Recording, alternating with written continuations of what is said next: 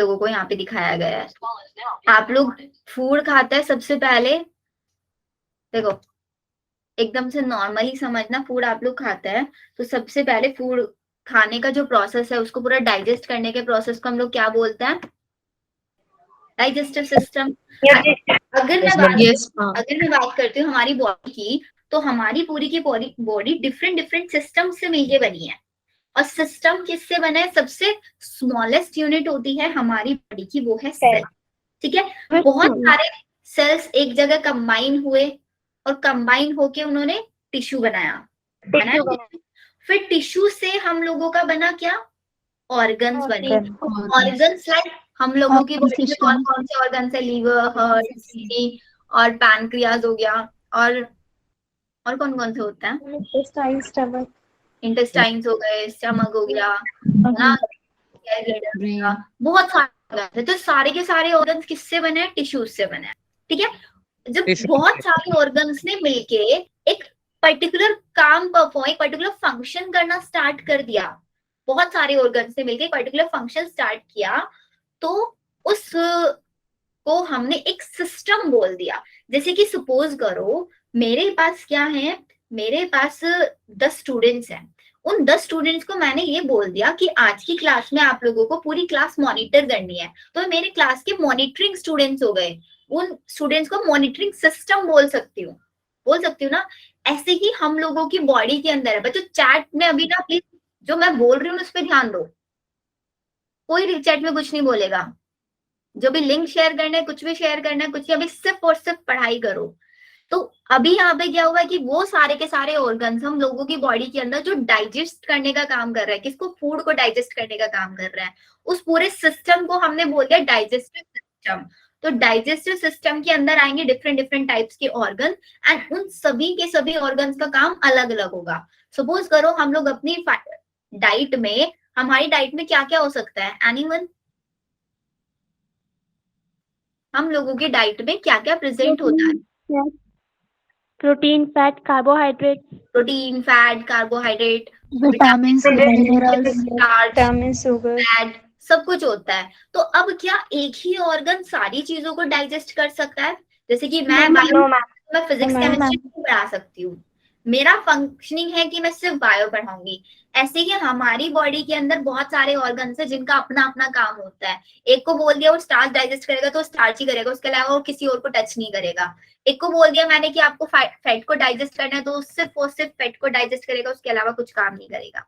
तो इसको बोलते हैं हम आपका पूरा एक सिस्टम, कि कोई भी चीज एक सिस्टम से काम कर रही है, ये नहीं कि जिसका जो मन कर रहा है वो करे जा रहा है। आया समझ में? सिस्टम से मतलब चलो जरा इस वीडियो पे ध्यान दो आप लोग। मैं फिर से एक बार चला रही हूँ, मैं समझाती चलूंगी आप लोगों को side by side, and chapter पूरा डिटेल में हम लोग करने वाले हैं, तो ये मत सोचना सिर्फ रिवीजन होगा। जितना सफिशिएंट है वो सारा पढ़ाने वाली हूँ। तो सबसे पहले हम लोगों का फूड आता है माउथ पार्ट के अंदर। ठीक है, माउथ के अंदर क्या क्या प्रेजेंट होता है? हमारे टीथ प्रेजेंट होते हैं, लिप्स प्रेजेंट होते हैं, चीक्स प्रेजेंट होते हैं। इसके अलावा बहुत सारी ग्लैंड्स भी प्रेजेंट होती है। तो हमारे माउथ से फूड होता हुआ एक पाइप में जाता है, उसको बोलते हैं हम आपका ईसोफेगस। अब देखो पाइप, एक और चीज आप लोगों को ध्यान रखनी है, छोटे छोटे पॉइंट्स यहाँ पे नोट करो। देखो अभी आप लोगों ने देखा होगा जैसे ही फूड आपकी नेक की साइड में आया तो एक कैप लाइक स्ट्रक्चर थी जो पहले ऐसी थी, जैसे ही फूड आया नीचे की साइड हो गई, कैप लाइक स्ट्रक्चर। ये छोटी छोटी पॉइंट्स नोट करो, मूवी की तरह मत देखो इसको। आया समझ में? देखो फिर से देखना हो कैप लाइक स्ट्रक्चर हो रहा है।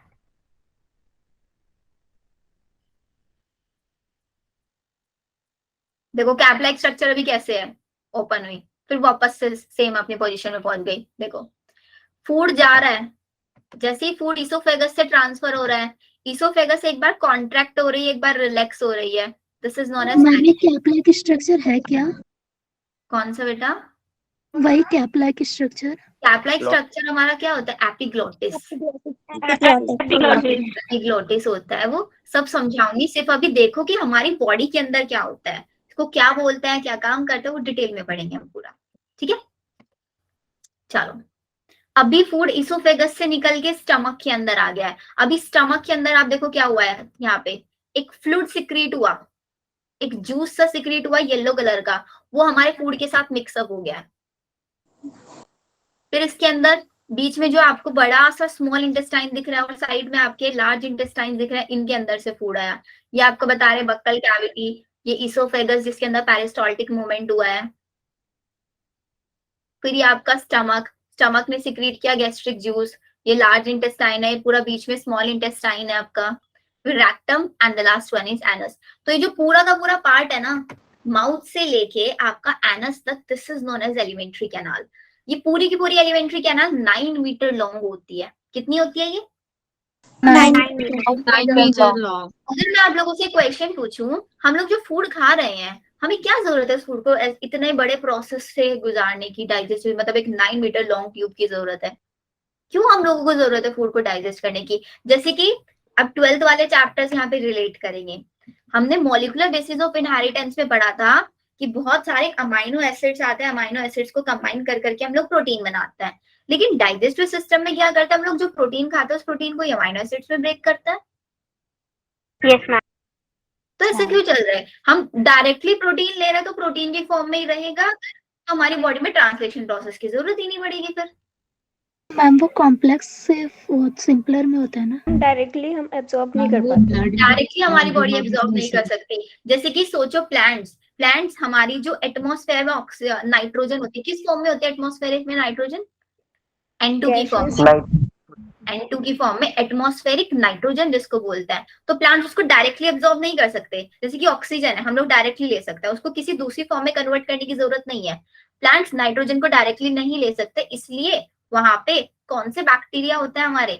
Nitrogen fixing bacteria. Nitrogen fixing करने वाले नाइट्रोबैक्टर्स प्रेजेंट होते हैं, जो ये काम करने में हेल्प करते हैं।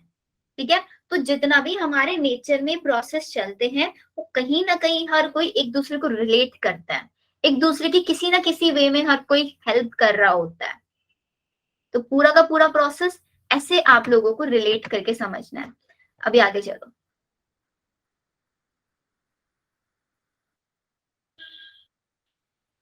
ये देखो यहाँ पे टीथ्स आपके फूड को कट करने का काम करेंगे। फिर हम लोग पढ़ेंगे कि टीथ्स कितने कितने टाइप के होता है, कौन से टीथ्स का क्या काम होता है, माउथ के अंदर क्या फूड का किसी पार्ट का डाइजेशन होता है या नहीं होता है। फिर इसोफेगस में फूड जाता है तो इसोफेगस में क्या फूड का एब्जॉर्प्शन या डाइजेशन कुछ होता है। इसोफेगस में डाइजेशन क्यों नहीं होता किसी का। स्टमक के अंदर कैसे फूड डाइजेस्ट होता है। जो हम लोगों ने येलो कलर का फ्लूइड सिक्रीट हुआ था, जो जूस सिक्रीट हुआ था, वो कैसे सिक्रीट होता है, उसके अंदर क्या क्या प्रेजेंट होता है। स्मॉल इंटेस्टाइन को स्मॉल क्यों बोलता है, लार्ज इंटेस्टाइन को लार्ज क्यों बोलता है, इनका फंक्शन क्या क्या होता है, कौन सी बॉडी ऑर्गन में हमारे फूड का कौन सा कंपोनेंट डाइजेस्ट होगा, वो हम लोग सीखेंगे। क्लियर है आज का कंसेप्ट कि हम लोग करने क्या वाले हैं यहाँ पे? Yes ma'am. Yes ma'am. चलो फिर अभी यस अपनी एनसीईआरटी निकाल लो और नोटबुक्स निकाल लो जिसमें आप लोग नोट्स बनाओगे। अब हम स्टार्ट करते हैं अपने नोट्स बनाना प्रॉपर्ली।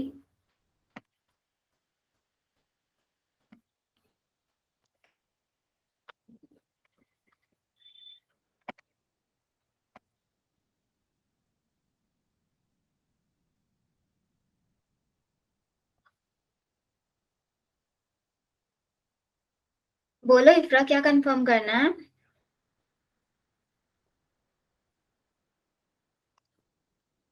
बेटा अगर किसी का चैट मिस हो जाता है ना तो बोल दिया करो ऐसे ही। बहुत बार होता है ना कि चैट पे ध्यान नहीं जाता है मेरा। तो हमारा है डाइजेशन। म्यूकस भी पूरे एलिमेंट्री ग्लैंड में होता है। क्या? दोबारा बोलो बेटा। म्यूकस भी पूरे डाइजेशन, एलिमेंट्री कैनाल में होता है ना। हाँ पूरे एलिमेंट्री कैनाल के अंदर होता है म्यूकस, ताकि जो फूड और है ना मैम आप जो कैप लाइक स्ट्रक्चर बताए थे वो शो भी तो होता है, मतलब जब देखते हैं। जब हम देखते हैं मतलब अगर आप देखना चाहें अपने माउथ में, ऐसे ही बोल रहे हो ना? अगर हम देखना चाहें तो हम देख सकते हैं। हाँ ऑब्वियसली देख सकते हैं।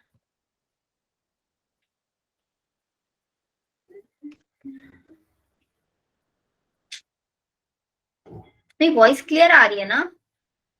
Yes ma'am. मैंने मोबाइल से लॉगिन किया हुआ है ना, तो मेरे को नेटवर्क कनेक्ट दिखा रहा है कि कनेक्शन हुआ है। चलो अगर वॉइस क्लियर आ रही है तो नो प्रॉब्लम। तो क्या बोल रहे हो बेटा?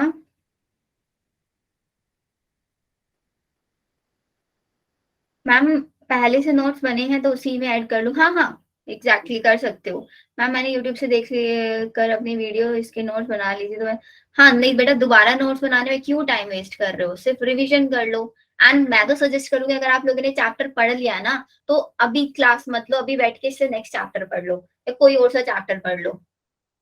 अगर आप डिटेल में पढ़ चुके हो, अगर आपने नहीं पढ़ा ये चैप्टर तो तब आप ये चैप्टर पढ़ो। चलो देखो, अब सबसे पहले डाइजेशन एंड एब्जॉर्प्शन में हम लोगों को पता है what is the definition of digestion, what do you understand by digestion? Is the conversion of complex food into Simpler absorption. Simple component. simple and diffusible form.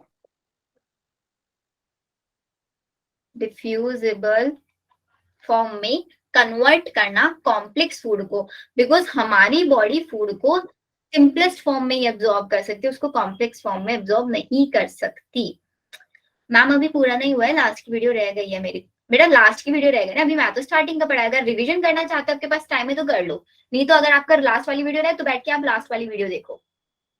Ma'am simple and के बाद क्या लिखा है? सिंपल एंड डिफ्यूजिबल फॉर्म, जिस form में वो diffuse हो सके। डाइजेशन एब्जॉर्प्शन में इन्वॉल्व होती है कौन? Alimentary canal. Alimentary canal start होता है कहां से आपका? From mouth to anus. Mouth to anus, and ये होता है आपका एक 9 मीटर लॉन्ग ट्यूब। ठीक है, अब इसके अंदर कौन कौन से पार्ट्स आते हैं?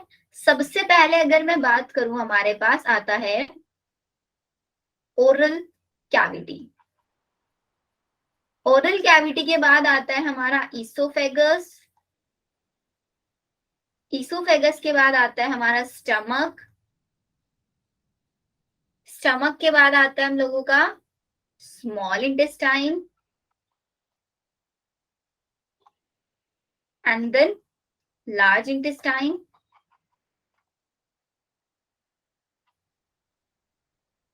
लार्ज इंटेस्टाइन के बाद आता है एनल कैनाल या फिर एनस। अब इन सबको मैंने डिफरेंट डिफरेंट कलर से क्यों लिखा है?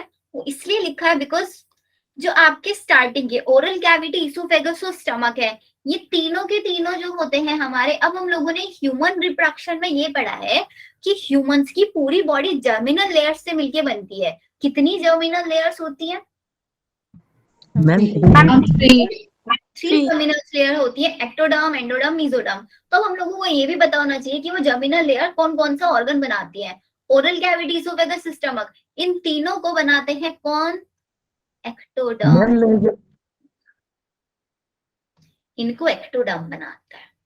ठीक है, फिर आते हैं स्मॉल इंटेस्टाइन और लार्ज इंटेस्टाइन, इन दोनों को बनाता है आपका एंडोडर्म, एंड अगेन एनस को भी बनाता है आपका एक्टोडर्म। ये चीज आप लोग याद रखेंगे, इसीलिए इनका नाम भी कुछ ऐसे रख दिया जाता है। जो स्टार्टिंग है ओरल कैविटी से आपका स्टमक है, इन तीनों को फोरगट बोल देते हैं। स्मॉल इंटेस्टाइन, लार्ज इंटेस्टाइन को मिडगट, एंड द सबसे लास्ट वन हिंडगट। ये भी लिखना चाहो लिख लो। इन तीनों को एक्टोडर्मल ओरिजिन है। फोरगट हम इसको बोल सकते हैं, इसमें को हम बोल सकते हैं आपका midgut, and the last one is your hindgut. Sorted यहां तक? Yes ma'am.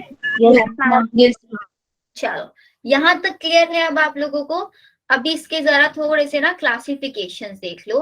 जैसे कि हमारा स्मॉल इंटेस्टाइन है, स्मॉल इंटेस्टाइन से पहले एक बार, हाँ स्मॉल इंटेस्टाइन से स्टार्ट करते हैं। इसको हम लोग 3 पार्ट्स में डिवाइड करते हैं। स्मॉल इंटेस्टाइन के अंदर ऐसे समझ लो 3 पार्ट्स होते हैं। कौन कौन सा? The first one is your duodenum, jejunum, and the last one is ileum. And the small large intestine के अंदर भी कुछ पार्ट्स होते हैं। कौन कौन से? कोलोन और रेक्टम। Colon and rectum. ये अब रेक्टम के अंदर दो पार्ट्स होते हैं, एनल कैनाल एंड एनस। तो एनस जो पार्ट है ना, इट इज, हम इसको मान सकते हैं कि it is the part of rectum या फिर it is the part of large intestine. Large intestine का जो सबसे एंड वाला पार्ट होता है which is known as anus. Clear? अब हम स्टार्ट करेंगे एक एक ऑर्गन्स को यहाँ पे पढ़ना, कि सबसे पहले हम ओरल कैविटी देखेंगे, फिर इसोफेगस, फिर stomach. So these are the organs, ये हमारे ऑर्गन्स है जो डाइजेस्टिव सिस्टम में इन्वॉल्व है। क्या डाइजेस्टिव सिस्टम में सिर्फ ऑर्गन्स इन्वॉल्व होंगे, इसके साथ साथ कुछ ग्लैंड्स भी तो इन्वॉल्व हो सकती है ना? सारे ऑर्गन्स हैं, इसके साथ साथ हम लोगों के पास कुछ एसोसिएटेड ग्लैंड्स भी हुई हैं, जैसे हम लोगों ने ह्यूमन रिप्रोडक्शन में भी पढ़ा था। सिर्फ और सिर्फ ऑर्गन्स मिलके एक सिस्टम नहीं बनाते, हर एक ऑर्गन्स के साथ उनकी हेल्प करने के लिए ग्लैंड्स प्रेजेंट होती हैं। ग्लैंड्स क्या करते हैं? हेल्पिंग हैंड का काम करती है हमेशा। मेल रिप्रोडक्टिव सिस्टम में भी हम लोगों ने देखा था ग्लैंड्स होती है, फीमेल रिप्रोडक्टिव सिस्टम में भी ग्लैंड्स होती है। ऐसे ही आप डाइजेस्टिव सिस्टम जब पढ़ोगे, ऑर्गन्स भी पढ़ोगे, ऑर्गन के साथ साथ उनसे कुछ एसोसिएटेड ग्लैंड्स भी होंगी जो इन ऑर्गन्स को काम करने में हेल्प करेंगी, या फिर इन ऑर्गन से सिक्रीट होने वाला कुछ मटेरियल को अपने पास स्टोर कर लेंगी, या कुछ किसी ना किसी वे में इनको हेल्प करेंगी। इतना समझना है। तो डाइजेस्टिव सिस्टम बनता है एलिमेंट्री कैनाल से प्लस एसोसिएटेड या फिर डाइजेस्टिव ग्लैंड्स। क्लियर है? Yes ma'am. ओके, तो अभी हम लोग स्टार्ट करते हैं आपका माउथ से। अभी कोई मेरे को बता सकता है कि बच्चों माउथ में कौन कौन से पार्ट आता है? समझ आ रही है ना मेरी?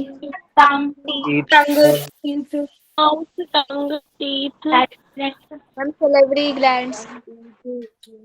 सुनो, सबसे पहले हम देख सकते हैं माउथ के अंदर बेटा सिर्फ दो चीजें आती, मतलब दो चीजें मिलके हमारे माउथ को बनाती हैं, हमारे लिप्स प्लस चीक्स।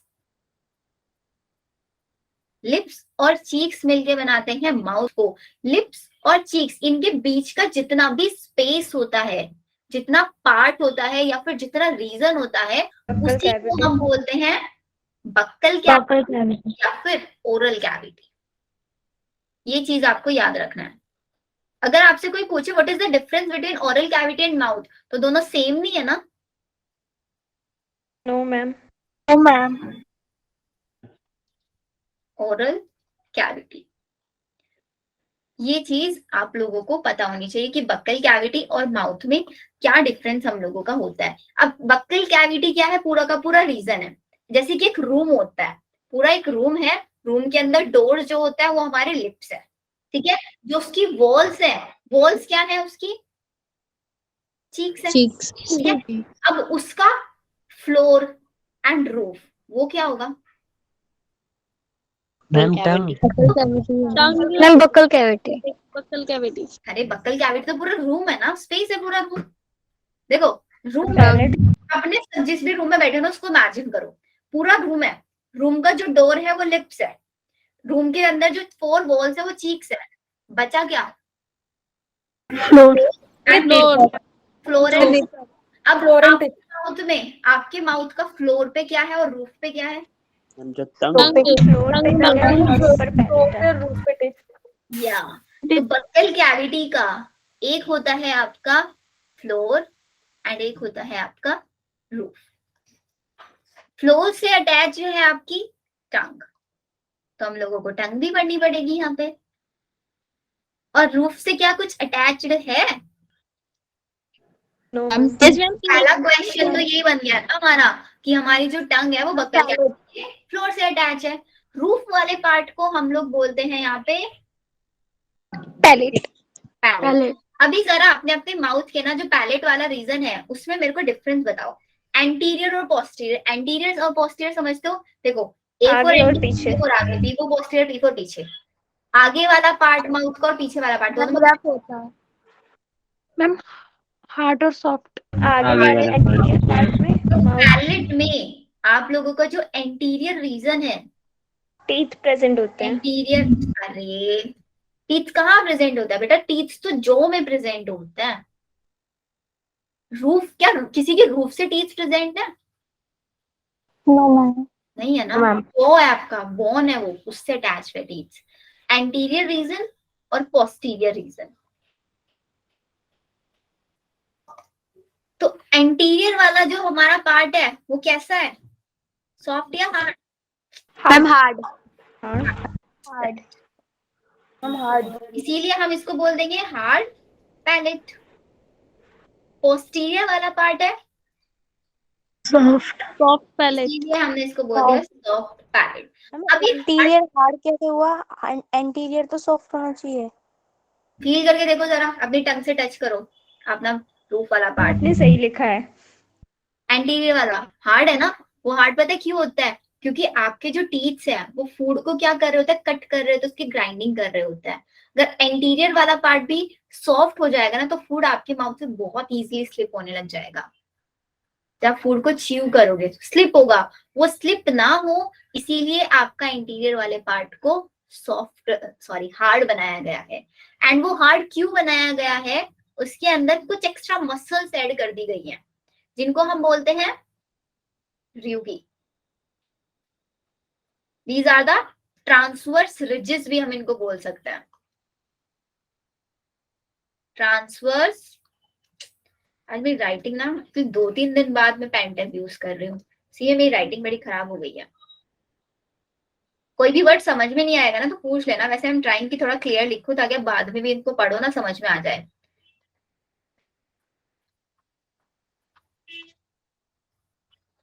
क्लियर यहाँ तक? मैम ये मसल है ना रूगी, ये मसल्स क्या होंगी? ये जो आपने लिखा है ये मसल्स ही है ना रूगी? हाँ, ये रूगी इन मसल्स को बोल देते हैं, मतलब नाम है इनका। हार्ड पैलेट एंड क्वेश्चन आता है बच्चों यहाँ पे, हार्ड पैलेट हार्ड क्यों होता है? Ma'am because of rugae muscle. हाँ, बिकॉज वहां पे ट्रांसवर्स रिजेस जिनको हम रूगी बोलते हैं प्रेजेंट होती हैं। एंड रूगी सबसे ज्यादा डेवलप होती है कार्निवोरस एनिमल्स के अंदर। What are carnivorous animals? जो फ्लैश खाते हैं मैम, फ्लैश ईटिंग। मैम जो शीटर्स होते हैं। एक होता है सबसे पहले हर्बीवोर्स, कार्निवोर्स, ओमनिवोर्स। हर्बीवोर्स क्या होता है? जो सिर्फ और सिर्फ कार्निवोर्स क्या होता है? जो नॉन वेजिटेरियन होता है, ठीक है। और ओमनिवोर्स जो दोनों खाते हैं। ह्यूमंस क्या है? हाँ बोलो। ओमनिवोर्स। पैलेट जो एंटीरियर पोर्शन है वो तो मैम टीथ होना चाहिए। क्या होना चाहिए? क्वेश्चन दोबारा बोलो, क्वेश्चन नहीं समझ आया। मैम जो मैंने बोला था वही ये बोल रही है, वो जॉ वाला टीथ एंटीरियर पोर्शन। हाँ देखो वो भी बताती हूँ आपको क्या है। थोड़ा सा ना डायग्राम ड्रॉ करने का मैं ट्राई करती हूँ।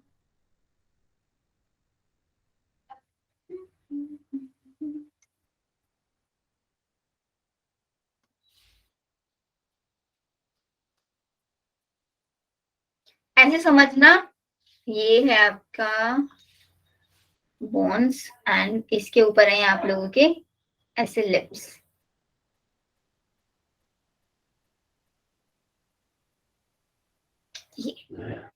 अब इसमें दिस वन पार्ट, ये तो आपका फ्लोर हो गया, ठीक है। फ्लोर से आपके अटैच्ड है टंग, ये हो गई टंग। एंड ये वाला पार्ट, ये ऊपर वाला पार्ट आपका पैलेट। पैलेट। पैलेट में वो एंटीरियर हार्ड हो गया और पोस्टीरियर वाला सॉफ्ट हो गया। अब यहाँ पे क्या होता है ना, आपके माउथ के ये जो मैंने यहाँ येलो कलर से बनाया, दीज आर द जो। तो हमारे माउथ में कितने जो होते हैं? टोटल 2 जोज होते हैं। अब 2 जो में जो अपर जो होता है उसको हम बोलते हैं, अपर जो is known as maxilla. Maxilla ही तो बोलता है ना, कुछ और बोलता है। एंड लोअर जो is known as mandible. Lower जो इज, मैंडिबल। इनसे टीथ्स आप लोगों के अटैच होते हैं। देखो ये यहाँ पे टीथ्स अटैच होंगे, यहाँ पे ऐसे आगे की साइड। इसके जो पीछे वाला जो पूरा रूफ वाला पार्ट है ना वो पैलेट है, आपके उससे रूफ से अटैच नहीं है। अब आप एक चीज देखो, आप लोगों का जो रूम है, रूम के जो आपका रूफ है, पूरे के पूरे रूफ से थोड़ी ना आपकी वॉल्स अटैच है, उसके कॉर्नर से अटैच्ड है ना वॉल्स चारों की चारों। Yes ma'am. जैसे कि सपोज करो ये मेरा यहाँ पे ऐसे roof and this one is floor, तो अगर आपको यहाँ पे वॉल्स बनानी है तो आप वॉल्स यहाँ पे बनाओगे ऐसे साइड में, तो ये वही चीज है। ये ऊपर वाला जो रीजन हो जाएगा जहाँ पे आपका फैंस वगैरह एलईडीज लगी रहती हैं, वो आपका पैलेट वाला रीजन, एंड साइड में जो आपकी वॉल्स है, इन वॉल से अटैच आपके टीथ हो जाएंगी। आया कुछ कुछ समझ में डिफरेंस? तो याद रखना ओरल कैविटी का जो रूफ है उसको पैलेट बोलते हैं, उसी के कॉर्नर, उसी के पास में हम मतलब पैलेट से अटैच्ड होती है हमारी जो लोअर जो एंड अपर जो, उन्हीं के अंदर टीथ एम्बेडेड होते हैं जॉज के अंदर, इसीलिए इनको हम टीथ को थिकोडोंट टीथ बोल देते हैं। क्लियर? Yes yes ma'am. ना क्लियर हुआ? अब और क्या बता रही थी मैं आप लोगों को? हाँ, हार्ड एंड सॉफ्ट पैलेट पे हम लोग थे। तो हार्ड पैलेट तो हम लोगों को क्लियर है, हार्ड पैलेट में प्रेजेंट होते हैं हमारे र्यूगी ट्रांसवर्स रिजेस होते हैं जो प्रिवेंट करते हैं हमारे फूड जो है वो स्लिप ना हो जाए माउथ से उसको। अब जो सॉफ्ट पैलेट होता है, सॉफ्ट पैलेट के पोस्टीरियर रीजन है, इसका जो सबसे एंड वाला पार्ट होता है, अपने अपने माउथ में जरा फील करके देखो अपनी टंग से, पोस्टीरियर पार्ट के सबसे एंड वाला जो पार्ट होता है ना, वहां पे एक छोटी सी ऐसे वी शेप स्ट्रक्चर आपको दिखेगी। किसी छोटे बच्चे जो चिल्लाते हैं ना, मुंह खोल खोल के पूरा उसमें देखना टोस्ट से। Yes ma'am. Yes ma'am. Yes ma'am. छोटी सी U shape structure, V shape structure, उसको क्या बोलते हैं? हलवा। ठीक है। तो पोस्टीरियर जो आपका पैलेट वाला रीजन है वो बहुत थोड़ा सा ग्रो हो चुका है, पोस्टीरियरली वो ग्रो हुआ है एंड हैंग डाउन हो चुका है। पोस्टीरियर पार्ट्स बिकम्स आउटग्रोथ, उसके अंदर एक आउटग्रोथ हुई एंड हैंग डाउन हुआ, उसको हमने बोल दिया अल्वा। अब इसी के अंदर एक और चीज आप लोगों को याद रखनी है, पोस्टीरियर पार्ट से आप लोगों को ध्यान रखना है, दो चीजें अटैच होंगी, एक तो आपका नेसोफेरिंग्स और एक होगा ओरोफेरिंग्स। नाम से पता चल रहा है नेसोफेरिंग्स जो नेजल चैम्बर से अटैच होगा, ओरोफेरिंग्स जो ओरल कैविटी से अटैच होगा। ऐसे याद रखना है, याद रहेगा? Yes ma'am. ठीक है। मतलब क्या बोल रहे हो ये ट्रांसवर्स रिजिस मतलब क्या है? बेटा? ट्रांसवर्स रिजिस मसल्स का नाम है राधिका, बहुत लेट चल रहे हो, मैंने बहुत पहले बता दिया था ये। Network issue. बेटा स्टेबल करो नेट को, ठीक है। अब एक और छोटा सा एग्जांपल, आप लोगों ने कभी फील किया किसी को ईयर्स में कोई पेन वेन हो जाता है तो ईयर ड्रॉप्स जब हम डालते हैं तो उसका टेस्ट हम लोगों को हल्का हल्का माउथ में फील होता है। Yes, ma'am. क्यों होता है?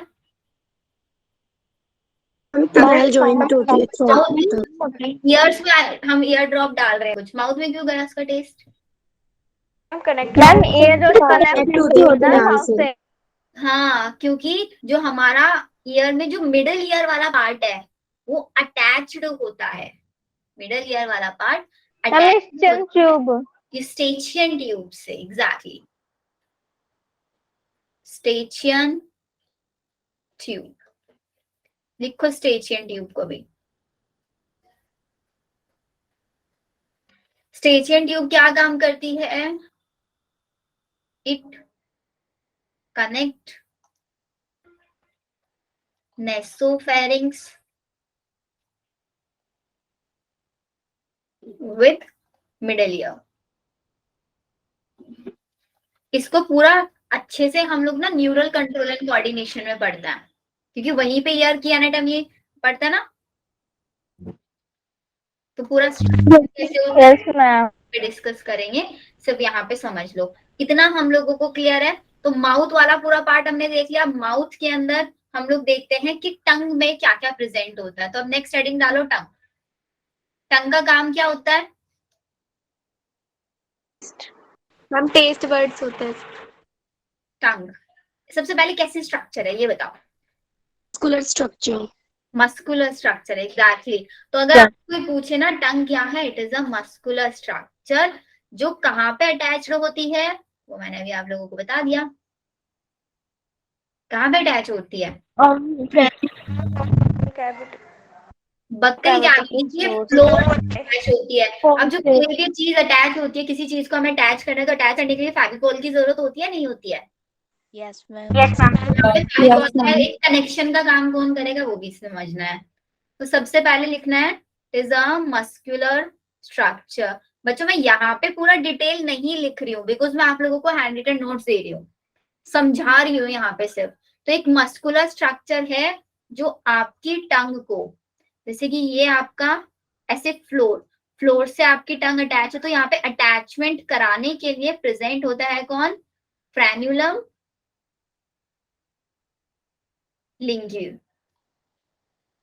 याद रखना है इसको, फ्रेन्यूलम लिंग्यू के थ्रू आपका बक्कल कैविटी के फ्लोर से अटैच होती है टंग, ठीक है? और टंग कौन से पार्ट से अटैच होती है, एंटीरियर से या पोस्टीरियर से? पोस्टीरियर पोस्टीरियर से अटैच होती है। एंटीरियर पार्ट उसका पूरा फ्री रहता है। अब टंग के अंदर भी आप लोग एक चीज देखोगे, टंग भी दो पार्ट्स में डिवाइडेड होती है। टंग के पास एक वी शेप स्ट्रक्चर होता है, ऐसे एक वी शेप इसके अंदर फ्यूरो होता है जो टंग को दो पार्ट्स में कनेक्ट कर देता है। ऊपर वाले पार्ट को हम लोग बोल देते हैं ओरल पार्ट और नीचे वाले पार्ट को हम बोल देते हैं फेरिंजियल पार्ट। फेरिंजियल पार्ट ये सिर्फ आपकी पूरी की पूरी टंग का होता है अराउंड 2/3 पार्ट। 2/3 पार्ट आप इसको समझ लो इतना होता है, और बाकी कितना बच गया? 1/3 पार्ट होता है आपका पोस्टीरियर वाला। तो अब अगर मैं पूछूं टेस्ट बड्स ओरल पार्ट में प्रेजेंट होंगे या फेरिंजियल में? ओरल में प्रेजेंट होते हैं। ओरल में प्रेजेंट होते हैं आपके टेस्ट बर्ड्स, और बच्चों को टॉन्सिल्स हो जाता है ना हमारे, तो टॉन्सिल्स प्रेजेंट होता है फेरिंजियल पार्ट में। आया कुछ कुछ समझ में? यस मैम पार्ट है, एक मस्कुलर स्ट्रक्चर है बक्कल कैविटी के, कहाँ से? फ्लोर से प्रेजेंट होता है। एंटीरियर पार्ट होता है पोस्टीरियर, एंटीरियर फ्री होता है पोस्टीरियर, फ्रेनुलम लिंगी से अटैच होता है। इसके बीच में एक वी शेप स्ट्रक्चर होता है। अब किसी ने ना मुझसे वी शेप स्ट्रक्चर का नाम नहीं पूछा कि मैम वो वी शेप स्ट्रक्चर का नाम तो बता दो, क्या होता है उस वी शेप स्ट्रक्चर का नाम? वी शेप, ये वाई दिख रहा है ना, वी शेप स्ट्रक्चर को हम बोलते हैं सल्कस टर्मिनालिस। मतलब मैम ये दोनों पार्ट के बीच में होता मिड में? हाँ ऐसे बीच में, तभी तो ना। आपको मिड में नहीं होगा ना, मिड में होता तो इक्वल इक्वल पार्ट्स में डिवाइड करता ना। पार्ट्स इसीलिए तो लिखवाए ताकि आपको पता लगे कहाँ पे प्रेजेंट है। Ma'am tonsil mean? टॉन्सिल्स क्या होते हैं वो बताऊंगी अभी। टॉन्सिल्स एक टाइप के टिश्यूज होता है, और आपको जो टॉन्सिल्स हो जाते हैं ना, तो टॉन्सिल्स होते नहीं है, टॉन्सिल्स ऑलरेडी प्रेजेंट होता है। उन टॉन्सिल्स में सिर्फ स्वेलिंग हो जाती है, इन्फ्लेमेशन आ जाता है आपका। चलो इतना पार्ट हुआ। अब आता है जो आपकी टंग होती है ना, इस टंग के ऊपर प्रेजेंट होते हैं कुछ पैपिलास। पैपिलास का मतलब होता है छोटे छोटे प्रोजेक्शंस। जैसे कि हम लोगों का रूम है, रूम में क्या होता है, एक साइड में बेड होता है, एक साइड में अलमीरा होती है, एक साइड में टीवी, एक साइड में स्टडी टेबल। अलग अलग पार्ट्स होता है ना एक रूम के भी। जैसे हम लोगों के घरों में भी अलग अलग पार्ट्स होते हैं, किचन है, एक बेडरूम है, एक ड्राइंग रूम है, ऐसे ऐसे ऐसे Yes, भी ma'am. आपके अंदर भी 4 प्रोजेक्शंस होते हैं। उन्हीं छोटे छोटे प्रोजेक्शंस को हम पैपिलास बोल देते हैं। बच्चे कंफ्यूज रहता है कि मैम ये पैपिला होता क्या है, तो टंग के ऊपर अलग अलग पार्ट्स को पैपिलास बोलते हैं, या फिर प्रोजेक्शंस इनको लिख लो। तो टोटल कितने पैपिलास होते हैं टंग पे? 4 पैपिलास होते हैं। The first one is wallet papilla. Wallet papilla. Second one is filiform papilla, and third one is pungiform, and the last one is foliate papilla.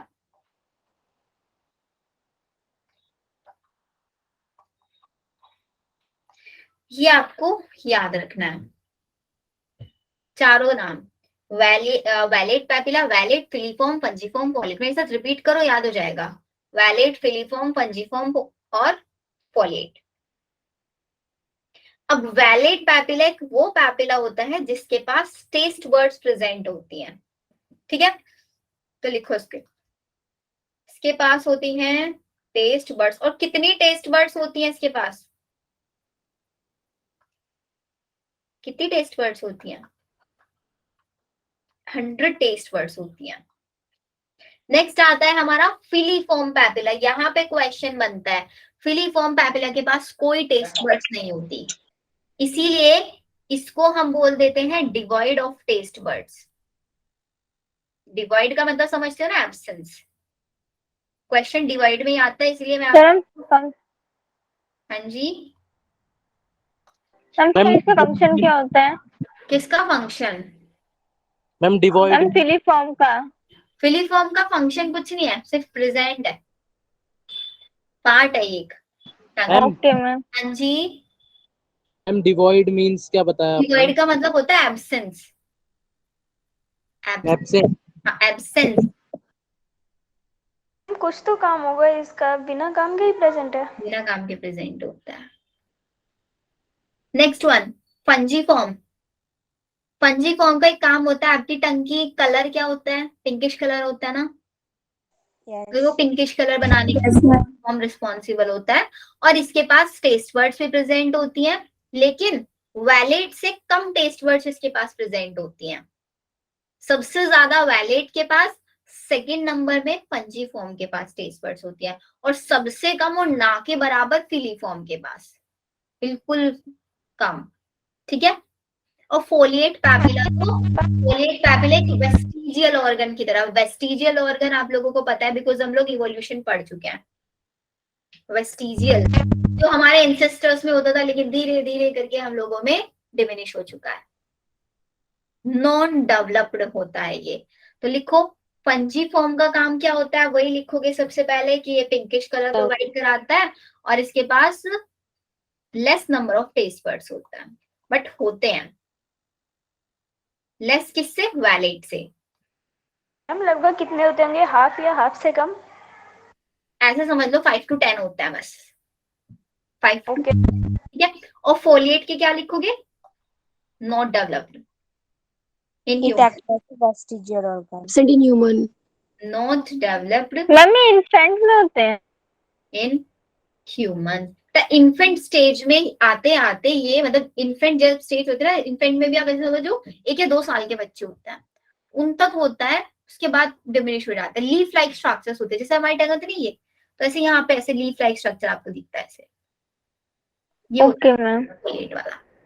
अभी स्ट्रक्चर्स भी मैं आप लोगों को दिखाऊंगी यहाँ पे, ताकि और ज्यादा आप लोगों को क्लियरिटी बने यहाँ पे।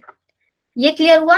अब हमारी जो टंग होती है ना, टंग के ऊपर 2 टाइप की मसल्स होती हैं, एक होती है एक्सट्रिंसिक मसल्स और एक होती है इंट्रिंसिक मसल्स। नाम से पता चल रहा है एक्सट्रिंसिक और इंट्रिंसिक क्या है, देखो जरा। मसल्स ऑफ टंग कौन कौन सी बताया? एक्सट्रिंसिक और इंट्रिंसिक। और intrinsic. Extrinsic and intrinsic. Extrinsic जो होती हैं वो क्या काम करती हैं? मसल्स के, अब मसल्स है, टंग को मूव कराने का काम करेंगे, नहीं करेंगी? तो एक्सट्रिंसिक मसल्स आपको हेल्प करती है ताकि आपकी जो टंग है उसको आप आउटवर्ड मूवमेंट करा पाए। तो extrinsic muscles are useful for outward and also inward movement, दोनों में ये हेल्प करती हैं, टंग को बाहर निकालना और अंदर लेके जाना। इंट्रिंसिक मसल्स होती है, आप अपनी टंग को रोल कर लेते हैं ना, शेप चेंज कर देते हैं, तो शेप चेंज वो इंट्रिंसिक मसल्स का काम है। तो इनका काम है help in change the shape of tongue.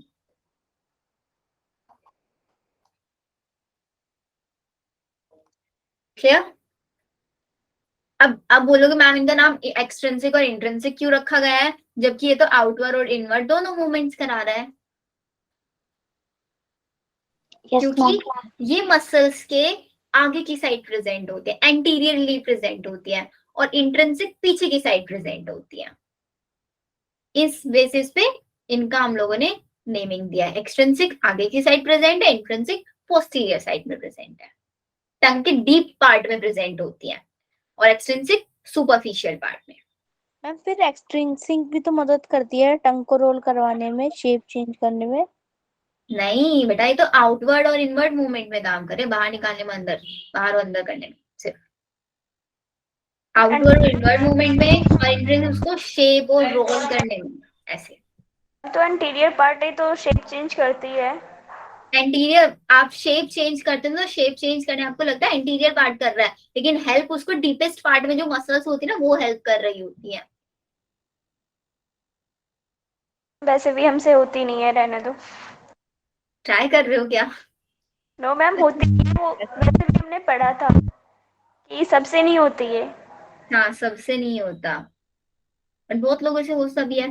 चलो अब नेक्स्ट आता है, हम लोगों ने क्या क्या पढ़ लिया माउथ में। माउथ में हम लोगों ने पूरा बक्कल कैविटी देखा, हम लोगों ने टंग देखा, और क्या प्रेजेंट होता है माउथ में? टीथ। टीथ प्रेजेंट होता है। अभी जरा अपने अपने टीथ काउंट कर करके बताना मेरे को, कितने कितने टीथ है किसी के पास?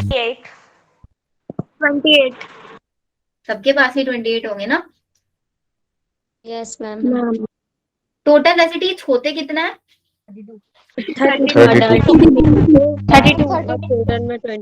32। फिर आप लोगों के बाकी के टीथ कहाँ गए? टाइम ही है। मैम एक सेकंड, फर्स्ट देखो। स्लाइड है ना। मैम टंग हमेशा रूट पे क्यों करता है? क्या दोबारा बोलो? टंग जो होती है, सब कुछ जो होते हैं ना वो फ्लोर पे रेस्ट करते हैं, बट टंग अकेला चीज है जो रूफ पे करता है आराम, रेस्ट। टंग रेस्ट रूफ पे करता है ऐसे? यस मैम, क्यों करता है? रूफ पे कहाँ रेस्ट करता है? यस मैम, वो रूफ पे करता है रेस्ट। अगर हम माउथ को बंद करके देखते हैं तो यस मैम। हाँ, वो क्यों, वो रेस्ट नहीं करता है, वो बेटा वो रेस्ट नहीं करता है। अपने बक्कल कैविटी की शेप देखो जरा, शेप उसका, रूफ वाला फ्लोर की शेप देखो पहले, और उसकी रूफ की शेप देखो पहले। कौन सी शेप आपके टंग के फेवरेबल कंडीशन में है? कौन सी शेप है? जब आप अपना माउथ बंद करने के बाद उस एडजस्ट कैसे होगी? ऑब्वियसली आपके रूफ पे एडजस्ट होगी ना वो। उसी की शेप में है, राउंड शेप है उसकी, इसलिए वहां पे हो जाता है। फ्लोर की नहीं है कोई भी पर्टिकुलर शेप, इसलिए वहां पे नहीं होता। ठीक है, ओके। हाँ, तो मैंने आप लोगों से टीथ पूछे तो बच्चे बैठ गए टीथ काउंट करने अपने अपने। तो अभी हम लोगों के आते हैं सबसे पहले छोटे छोटे बच्चे, है किसी के घर में छोटे छोटे बच्चे? उनके टीथ काउंट करके देखना, फिर अपने काउंट करके देखना। छोटे बच्चों के पास कितने टीथ होते हैं? ना मैम? 20 मैम, 24 26 ऐसे होते हैं। 20 होते हैं मैम। 20, राइट। और एडल्ट में 32।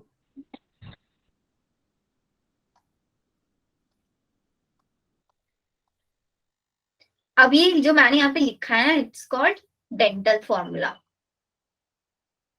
Dental formula. अब डेंटल फॉर्मूला में जो आपका इज इक्वल्स टू 2 में लिखा हुआ है उसको क्या बोलते हैं? ये टोटल काउंट है टीथ्स का। जो आपका न्यूमरेटर है, न्यूमरेटर में होता है कि आपके अपर जो में टीथ्स कितने प्रेजेंट है। हमेशा न्यूमरेटर हम लोगों को अपर जो बताता है यहाँ पे, और डेनोमिनेटर क्या बताता है? लोअर जो बताता है। ठीक है, अब आप लोग बोलोगे कि मैम यहाँ पे तो अगर हम काउंट करें तो कितने टीथ हो रहे हैं? 3 2 5 6 7 8 8। ऐसा नहीं है। अब यहाँ पे आपको क्या करना है, 2 1 2 3 इसको मल्टीप्लाई बाय 4 कर दो। कैसे करोगे? 4 2 जा 8, 4 1 जा 4, 4 2 जा 8, 4 3 जा 12। इनको जरा काउंट करना अभी कितना हुआ। 32 32 होता है। अब इनका जरा हाफ कर दो, इसको न्यूमरेटर और डेनोमिनेटर में लिखो। 8 का हाफ 4 2 4 6, नीचे 4 2 4 6। तो इसका मतलब इसने टीथ अपर जो में प्रेजेंट है, इतने टीथ लोअर जो में प्रेजेंट है। कैसे प्रेजेंट है? टीथ होते हैं टोटल 4 टाइप के, 4 अलग अलग टाइप के टीथ प्रेजेंट होते हैं। इसीलिए ह्यूमंस के टीथ को हम बोलते हैं हेट्रोडॉन टीथ। इससे पहले एक और वर्ड मैंने अभी अभी आप लोगों को बताया था, ठीकोडोंट। टीकोडॉन्स टीथ वो टीथ होते हैं जो एक पर्टिकुलर जॉ के सॉकेट्स में प्रेजेंट होता है, जो के अंदर सॉकेट्स बने होते हैं उनके अंदर प्रेजेंट होते हैं, को बोलते हैं thecodont teeth. And these are the characteristics of the human teeth. Human teeth के यही कैरेक्टरिस्टिक्स हैं। ये हम लोगों को बताएंगे इंसीजर्स, ये बताएंगे canines, this is premolars, molar. Ma'am हाँ जी, अभी जो आपने बताया समझ में नहीं आया। मैंने क्या बताया यस बच्चों? मैम। मैम 8 ज्वाइन 4 8 12 वाला बताऊंगा। मल्टीप्लाई ऐसे किया आपने, मैम ये आपने यस मैम ये जो अभी मैथ्स वाले को नहीं आ रही होगी। क्या बताया मैंने वो अच्छा ये मैंने 4 2 4 6 ये सब कैसे लिखा वो नहीं समझ में आया। नहीं मैम ये तो आया है, पर अभी आपने जॉइंट्स के कुछ बारे में बताया था।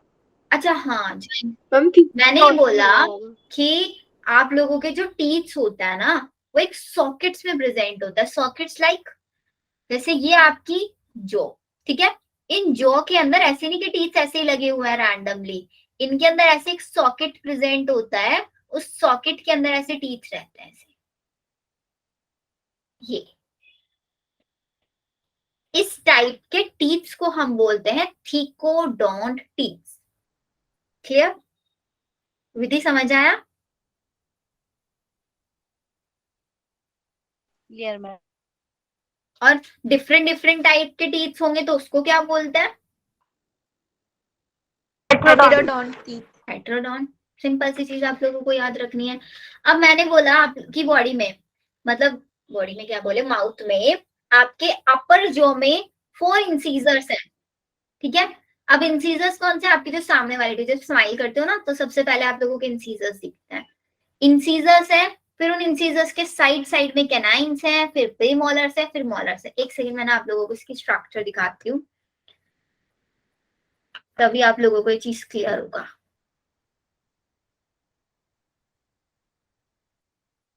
सेवंथ की बुक में नहीं, मैंने ना एक पीपीटी बनाया हुआ है यहाँ पे डाइजेशन एंड एब्जॉर्प्शन का, बस पता नहीं वो मिल जाए मेरे को।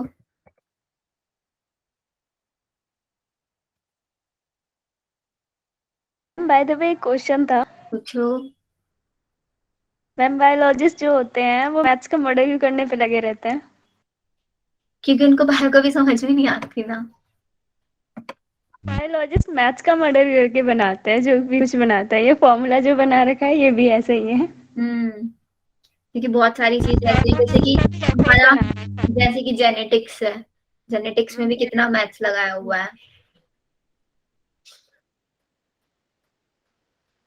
लेकिन प्रॉपर नहीं लगाते। अभी प्रॉपरली अगर हम यहाँ पे मैथ्स लगा देंगे ना तो सारे बच्चे भाग जाएंगे, देखिए कि यार हम लोगों ने तो बायो सेलेक्ट किया था, हम लोगों को यहाँ पे मैथ्स मतलब मैथ्स पढ़ाया जा रहा है, धोखा कर रहे हैं टीचर्स हम लोगों के साथ। ऐसा नहीं कर सकता है ना। ऐसे में इंटरेस्टिंग होता है, मैथ्स बोरिंग नहीं होता। बस मैथ्स बहुत अच्छी होती, बहुत इंटरेस्टिंग होती है। ये कुछ मैथ्स को याद ही नहीं करना पड़ता कुछ भी। मैम इसमें जो आपने ये 2 1 2 3 था, इसको 4 से मल्टीप्लाई करके ये 8 4 8 12 लिया है। 4 से मल्टीप्लाई किया है। हमने ऊपर नीचे को मल्टीप्लाई नहीं किया, डायरेक्टली 4 से मल्टीप्लाई कर दिया। ऊपर नीचे को मल्टीप्लाई करोगे तो काट दोगे ना मैथ्स वाले। इसीलिए राइट। यार पता नहीं कहाँ गया वो पीपीटी, इसमें काफी अच्छे डाइजेस्टिव सिस्टम के नोट्स हैं। एक सबसे बड़ी प्रॉब्लम पता है ना, मैं कोई भी चीज अपने पास सेव करके रखती हूँ ना, उसको प्रॉपर नेमिंग नहीं करती हूँ, रैंडमली कुछ भी नहीं। मेरे साथ भी बहुत होता है। तो जब भी फिर उनको सर्च करना होता है ना, तो मेरे को सोचना पड़ता है मैंने क्या नेमिंग दिया होगा। ऐसे में मैंने ड्राइव में ना बहुत सारे फोल्डर्स बना रखे हैं। होता है, नहीं मिल रहा है, छोड़ो अभी तो ऐसे ही ना इमेजिन कर लो इसको। या तो फिर अगर आप शीट पर तो इमेजिन करो, अभी इसको ऐसे ही पढ़ो, समझ आ जाएगा। हाँ, तो मैं आप लोगों को टीच बता रही थी, तो चलो हम लोग टीच बना ही लेते हैं।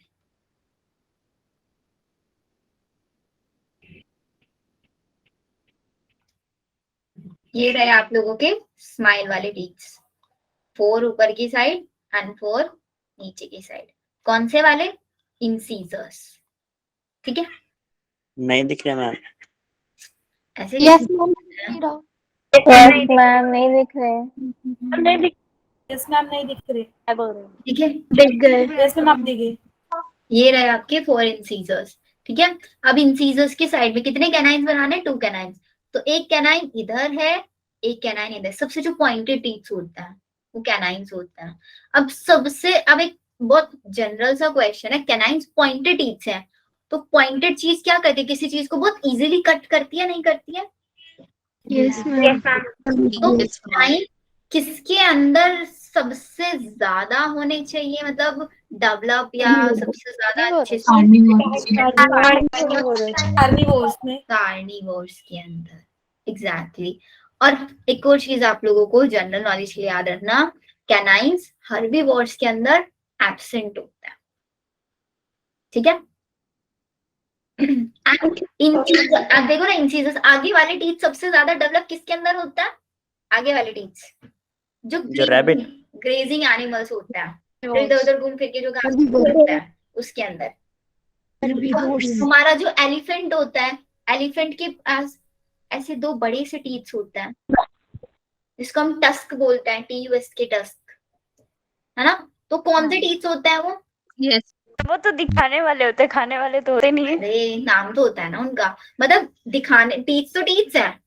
अब वो 2 टस्क बने कैसे? एलिफेंट के अंदर ऊपर वाले इंसीजर्स में क्या हुआ, उनके 2 इंसीजर्स बहुत ज्यादा डेवलप हो गए और मॉडिफाई हो गए, उन्होंने टस्क बना दिया। तो अगर आपसे कोई पूछे कि एलिफेंट्स के जो टस्क है वो किसका modification, these are the modifications of upper incisors. Clear? Ma'am एक बार दोबारा बता दीजिए। एलिफेंट के जो 2 टस्क होते हैं ना, बड़े से टीथ होते हैं, वो कैसे बने हैं? एलिफेंट के अंदर क्या हुआ, उसके जो अपर जो था, अपर जो के 2 इंसीजर्स बहुत ज्यादा डेवलप हो गए, तो बहुत मॉडिफाई होके उन्होंने टस्क बना लिया। चैट सेक्शन बंद कर दो, ये सब वैम्पायर की कहानी चला रहे हैं। चैट सेक्शन बेटा पढ़ लो ना, आप लोग नहीं पढ़ोगे ना तो सच्ची में आप लोगों की कोई एक्स्ट्रा क्लास नहीं रखूंगी फिर। अच्छे से पढ़ लो, आप लोगों को अच्छे से मार्क्स ले आओ, इसीलिए तो आप लोगों की एक्स्ट्रा क्लासेस रख रहे हैं। ये तो हम लोग आप लोगों के साथ जितने भी फोटोन कैटलिस्ट वाले 12 आवर्स वाले हैं, ये क्लास कब होती है मेरे पास? ट्यूसडे में होती। इतना भी हम लोगों ने इतना टाइम तो वेस्ट कर ही दिया ना आप लोगों के टर्म 1 एग्जाम्स में, जबकि टर्म 1 एग्जाम्स में आप लोगों को मिलना भी नहीं चाहिए था, छुट्टियां इतनी सारी।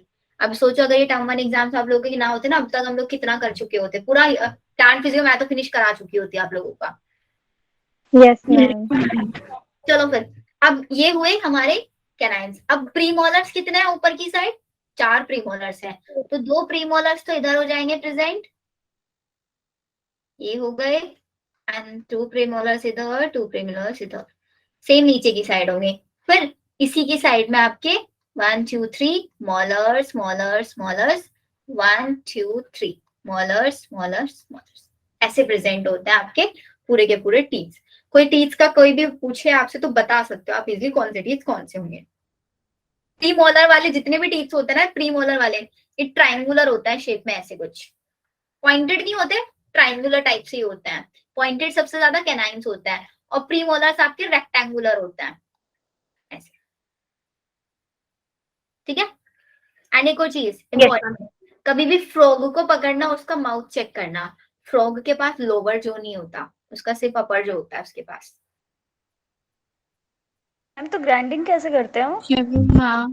अपर जो से करता है सिर्फ, अपर जो से ही सिर्फ ग्राइंडिंग कर लेता है। ट्रायंगुलर कौन सा था अभी? क्या का बेटा? टंग बहुत ज्यादा मजबूत होता होगा। ट्रायंगुलर। अपर जो होता है सिर्फ किसके पास, हमारे फ्रॉग्स के पास। अब आते हैं टाइप्स ऑफ टीथ में। मैंने आप लोगों को बता दिया कि हमारे कैरेक्टरिस्टिक्स आपको 3 याद रखने हैं। सबसे पहले हेट्रोडोंट होते हैं टीथ, और क्या होता है, थिकोडोंट होते हैं।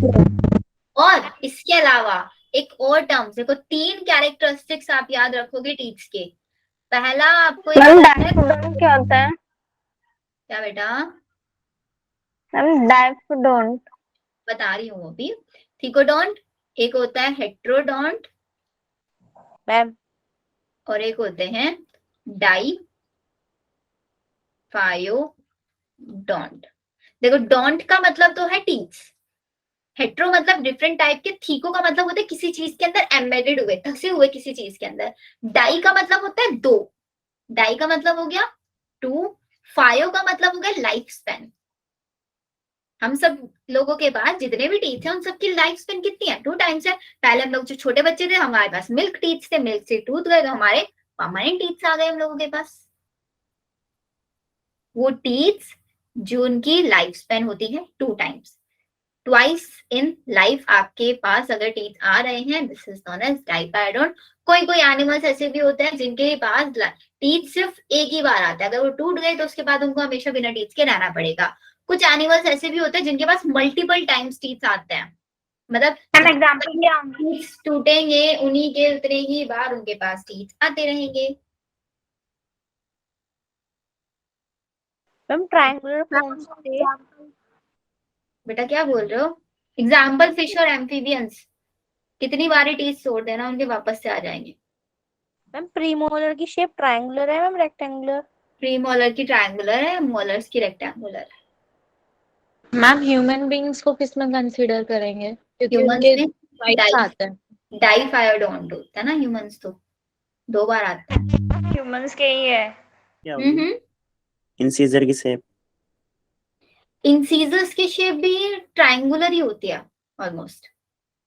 कैनाइंस की पॉइंटेड, इंसीजर्स थोड़े ब्रॉड से होता है, तो ब्रॉड में उनको रेक्टेंगुलर मान सकते हैं हम लोग।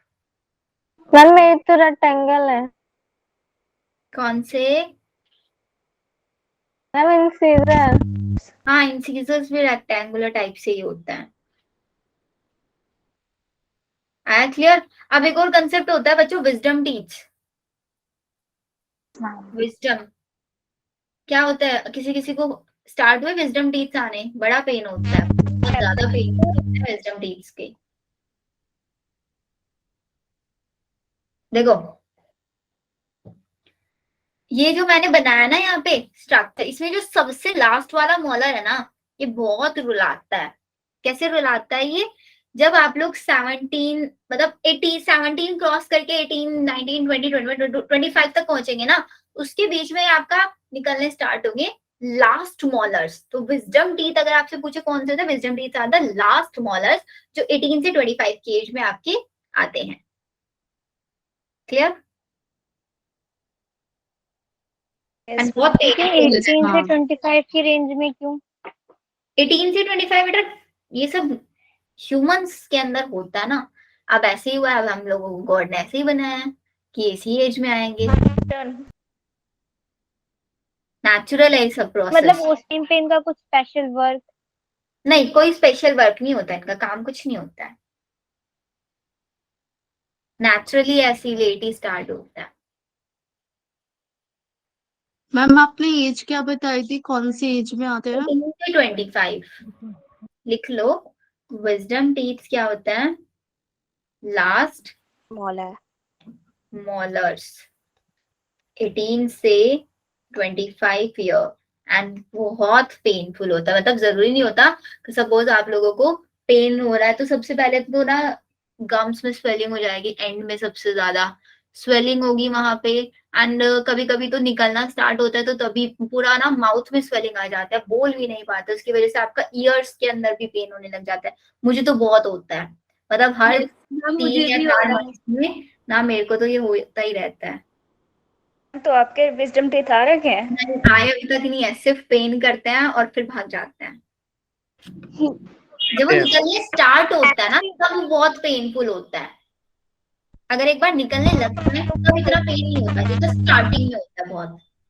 मैम काफी लोग रिमूव भी करवा लेते हैं अब विजडम वो रिमूव इसलिए कराते हैं अगर वो प्रॉपर जगह पे नहीं आता है तो उनको रिमूव कराना पड़ता है। फिर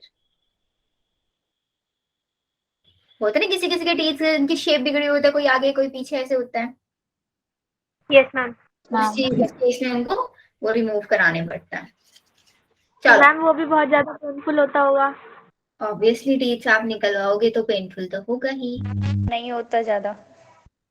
मैम ये 28 टीथ आने के बाद वाले ही होते हैं। ज्यादा पेनफुल नहीं होता। क्या बोल रहे हो आप बेटा? मैम 28 टीथ जब हो गए उसके बाद जाएंगे वो यही होंगे। हाँ उसके बाद जाएंगे वो यही होंगे आपके, तभी 32 बनता है। ठीक है, इसीलिए हम लोग ना इसको थोड़ा सा भी चेंज, थोड़ा सा फॉर्मूले को ऐसे भी लिख देते हैं कि 32 वाला ना पूरे एडल्ट होता है। और अगर मैं आप लोगों से पूछूं जो 17 इयर्स वाले होते हैं उनका डेंटल फॉर्मूला क्या होगा? 2121। 2122। देखो ना अच्छे से, 17 इयर्स वालों का हमारा 2122। ये होगा ना 2122। Into 2 yes ma'am. 28। तो अभी हम सब लोगों का ये डेंटल फॉर्मूला है। अब जब हमारे 32 टीथ आ जाएंगे तो समझ लेना हम एडल्ट हो गए टीथ वाले केस में। Okay ma'am. चलो अब जब आ जाते हैं टीथ की स्ट्रक्चर पे। अभी ना एक अच्छी सी स्ट्रक्चर बना लेना आप लोग भी। स्ट्रक्चर बनानी इसमें थोड़ी सी इंपॉर्टेंट होती है, मेरे साथ साथ ड्रॉ करना।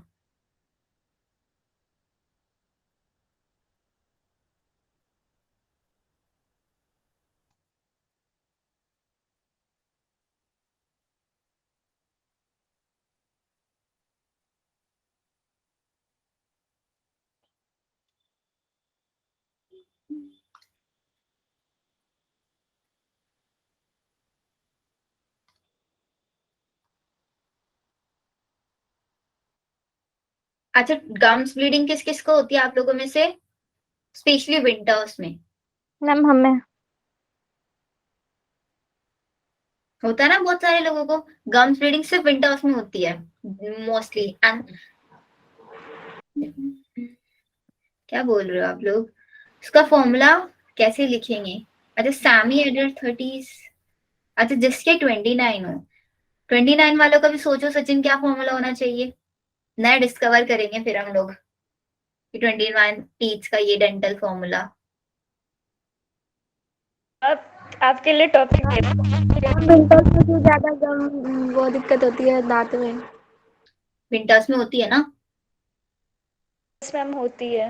मेरे को भी होती है। मैम क्यों? विंटर्स में क्यों होते हैं? बिकॉज रीजन क्या है? क्या बोल रहे हो? मैम रीजन क्या है ब्लीडिंग का? रीजन बताऊंगी आप लोगों को क्यों होती है।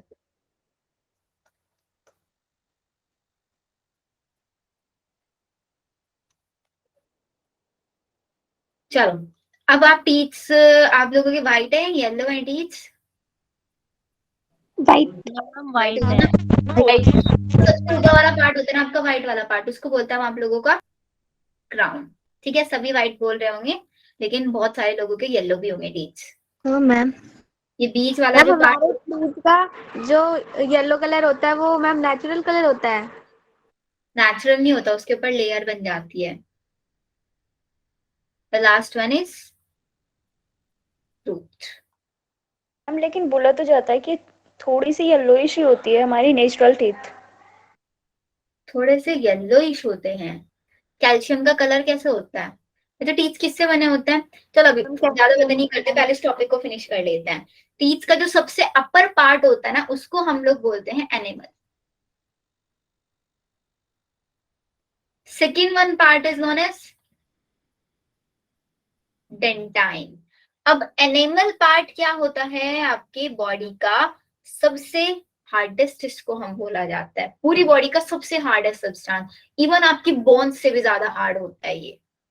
लिखो इसको, hardest substance of body. Calcium phosphate से मिलके ये बने होते हैं आपके टीथ। कैल्शियम फॉस्फेट से मिलके बने हैं एंड इनके पास कुछ सेल्स भी प्रेजेंट होती है, उन सेल्स को हम लोग बोलते हैं एमिलोब्लास्ट सेल्स। एनिमल के जस्ट नीचे की साइड प्रेजेंट होता है आपका डेंटाइन, जिसके पास प्रेजेंट होते हैं ओडोंटोब्लास्ट सेल्स। डी है ओडोंटोब्लास्ट सेल्स। तो याद रखना, यहाँ से क्वेश्चन आता है। एनिमल के पास सेल्स होती है एमिलोब्लास्ट सेल्स, हार्डेस्ट सब्सटेंस है, डेंटाइन के पास होती है ओडोंटोब्लास्ट। उसके बाद आप लोगों के टीथ में आता है गम्स, ये वाला पार्ट। ठीक है, अब ये हो गया आपका ऊपर वाले पार्ट। क्राउन में क्या क्या प्रेजेंट है ये चीज ध्यान रखना। क्राउन के अंदर आपका प्रेजेंट है एनिमल और डेंटाइन सिर्फ, मीन्स जो बीच में गम है, गम के ऊपर वाले पार्ट को बोलेंगे एनिमल और नीचे वाले पार्ट को बोलेंगे रूट। ऐसे याद रख लेना इसको, ठीक है। जो मैंने आपको यहाँ पे रेड कलर से बनाया है, this is known as cement. और इसके पास में कुछ एक्स्ट्रा एक बाहर की साइड मेम्ब्रेन होती है, जिस मेम्ब्रेन को हम लोग बोल देते हैं आपका पेरिओडोंटल मेम्ब्रेन। और एक बोन यहाँ पे प्रेजेंट होती है जिसको हम बोल देते हैं एल्वियोलर बोन। बताओ इतना समझ में आया? एनिमल याद रखना है, यहाँ पे डेंटाइन आपको याद रखना है, दोनों की सेल्स आप लोगों को याद रखनी है। जो बीच में पार्ट बनाया हुआ है this is known as pulp cavity, इसी को हम आपका पल्प कैविटी बोलते हैं। अब पल्प कैविटी के अंदर याद रखना है, ये जो पल्प कैविटी है बच्चों, इसी के अंदर प्रेजेंट होते हैं आपके सारे के सारे टिश्यूज, ब्लड कैपिलरीज। तो जो आप गम्स ब्लीडिंग आपको होती है ना, वो किसकी वजह से होती है? इस पल्प कैविटी के अंदर कुछ ना कुछ आपकी प्रॉब्लम हो जाती है, उसकी वजह से। किसी को सेंसेशन फील होता है, सेंसेशन समझते ना, सेंसिटिविटी यस मैम। ऐड आता है टीवी में, तो सेंसिटिविटी किसकी वजह से फील होती है? तो सेंसिटिविटी भी इसी वजह से फील होती है कि आपका देखो ना, सबसे इनेबल सबसे हार्ड पार्ट है। अभी कुछ लोगों को नहीं होता, तो अगर आपका क्या है, टीथ वीक हो गए हैं, आप लोगों ने आइसक्रीम खाया, तो वो आइसक्रीम आपके इनेमल वाले पार्ट पे जा रहा है, हार्डेस्ट सब्सटेंस है। लेकिन अगर आपका इनेमल वीक हो रहा है तो आइसक्रीम आपको डायरेक्टली आपकी पल्प कैविटी पे फील होगी, एंड डायरेक्टली पल्प कैविटी पे फील होगी तो सेंसेशन तो ऑब्वियसली होना होगा ना। Yes ma'am. चलो अब बात आती है कि हम लोगों के टीथ कब तक ग्रो करता है। आप लोगों ने देखा होगा ना, पहले टीथ थोड़े से निकलता है, फिर थोड़े से बड़े बड़े ऐसे बढ़ते चले जाते हैं शेप में, और एक टाइम आता है कि टीथ की शेप बढ़ना बंद हो जाती है। तब कब मान लेते हैं कि हमारे जो टीथ है पूरी तरीके से ग्रो हो चुके हैं? 12 to 13। टीथ पता है हमारे तब तक ग्रो करते हैं जब तक इनकी ओडोंटोब्लास्ट सेल्स एक्टिव रहती हैं। एक बार ओडोंटोब्लास्ट, जैसे कि सपोज करो हमारी टीथ की पूरी शेप प्रॉपर हो गई, पूरी शेप बन गई, तो अब वो शेप पूरी बनने के बाद, उनकी पूरी ग्रोथ, उनके एक प्रॉपर हाइट तक आने के बाद ये ओडोंटोब्लास्ट सेल्स इनएक्टिव हो जाती हैं। ये बताता है कि हमारे जो टीथ है वो ग्रो करना बंद कर चुके हैं, अब टीथ ग्रो नहीं होंगे। ठीक है, मैम मतलब एलिफेंट के जो टीथ होते हैं उनके ओडोंटोब्लास्ट हमेशा एक्टिव रहते हैं। ओडोंटोब्लास्ट सेल्स इनएक्टिव रहते हैं। आपकी देखो ना, आपकी टीथ की एक ही शेप है, सब वो हमारी हाइट बढ़ती है, हेयर्स ग्रो करता है, नेल्स ग्रो करता है, टीथ क्यों नहीं ग्रो करते? हम लोगों को जैसे नेल कटर से नेल्स कट करते, टीथ अगर सपोज करो टीथ भी कट करने पड़ जाते तो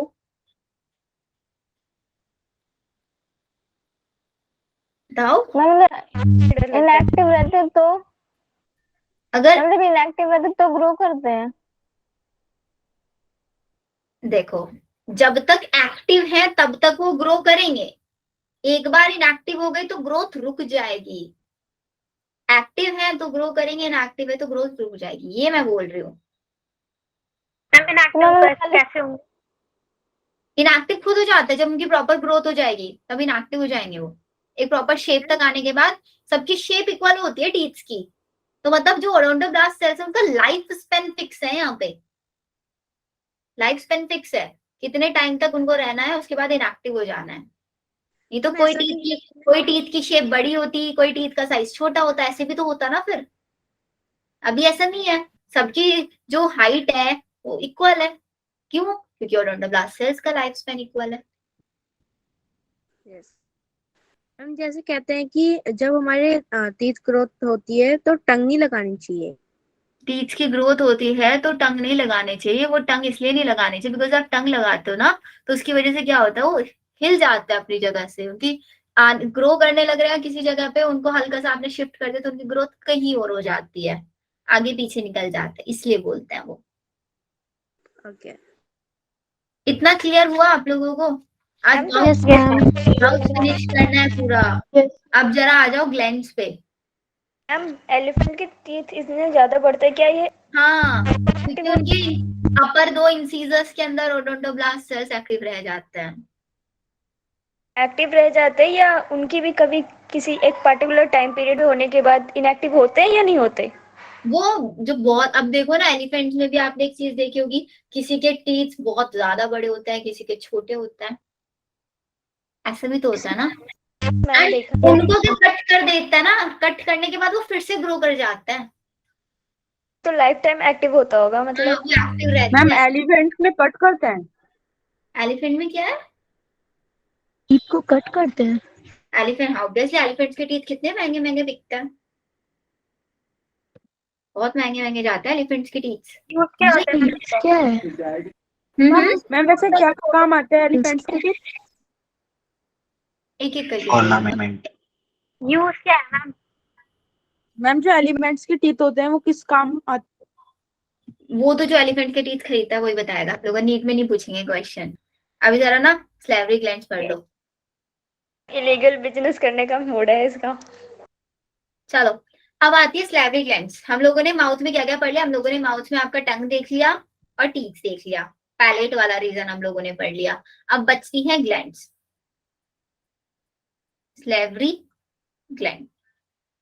स्लेवरी ग्लैंड में बच्चों 3 ग्लैंड्स प्रेजेंट होती हैं माउथ में। पहली होती है आपकी parotid gland, parotid gland. Second होती है आपकी सब मैक्सिलरी ग्लैंड। मैक्सिला वर्ड समझते हो? Large in size. तो ये वाली ग्लैंड सबसे Maxillary लार्ज। मैक्सिला का मतलब होता है लार्ज, तो सब मैक्सिलरी ग्लैंड, इसका जो साइज होता है ना, साइज सबसे लार्ज जिस ग्लैंड हम इसको बोलते हैं, तो इसका काम बहुत ज्यादा होता है और बाकी दोनों के कंपैरिजन में बड़ी होती है, यानी कि बहुत बड़ी होती है, दोनों के कंपैरिजन में बड़ी होगी। नेक्स्ट होती है हम लोगों की सब लिंगुअल ग्लैंड। अब नाम से पता चल रहा है लिंगुअल मतलब छोटा साइज होगा इसका। ये चीज लिखवाऊं या याद रहेगा? हम लिखवा दीजिए। Largest gland and lingual sublingual gland होती है सबसे स्मॉलेस्ट ग्लैंड।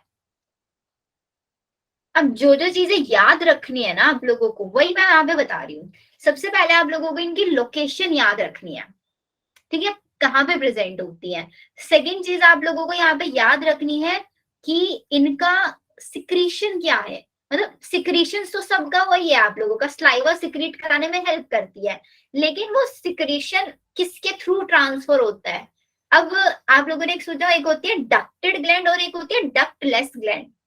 यस मैम ये हमारी कैसी ग्लैंड है? डक्टेड ग्लैंड है। Ducted gland are known as exocrine या एंडोक्राइन? पहला क्वेश्चन यहाँ पे यही बनेगा, स्लेवरी ग्लैंड कैसी ग्लैंड है? Exocrine gland. तो हम लोगों को यहाँ पे इनकी डक्ट भी समझनी पड़ेगी कि इस ग्लैंड का जो सिक्रीशन है वो किस डक्ट के थ्रू पास ऑन होता है, वो हम लोगों को देखना है। तो पहली चीज लोकेशन याद रखनी है, सेकंड चीज इनकी डक्ट्स का नाम आप लोगों को याद रखना है, और डक्ट्स कहाँ से कहाँ जाते हैं थोड़ा सा ये भी देख लेना। सबसे पहले लोकेशन में लिखा रही हूँ, पैरोटिड ग्लैंड जो प्रेजेंट होती है it is located below the external Eustachian tube. जो आपकी स्टेचियन ट्यूब है ना, उसके जस्ट बिलो साइड में प्रेजेंट होती है। और इसका पैरोटिड ग्लैंड का काम भी आप यहीं पे लिख लो, इट सिक्रीट टाइलिन। सिर्फ टी साइलेंट रहता है।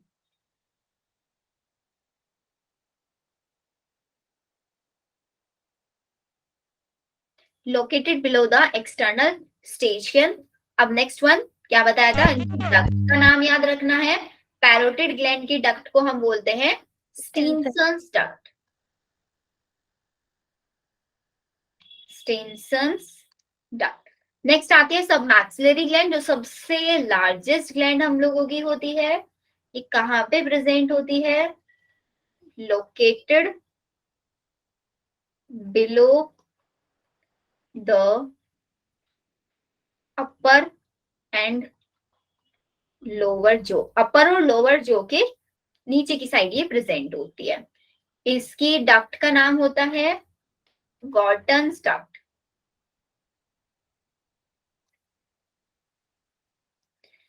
Next sublingual gland. Sublingual gland को बोलते हैं हम आपका, इसकी डक्ट है, लोकेशन लिख लो पहले तो, it is located in lower जो।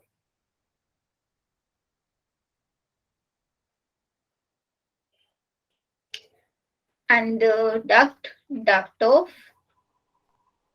Ravenous या फिर बैर्थोलिन डक्ट भी इसको बोलते हैं।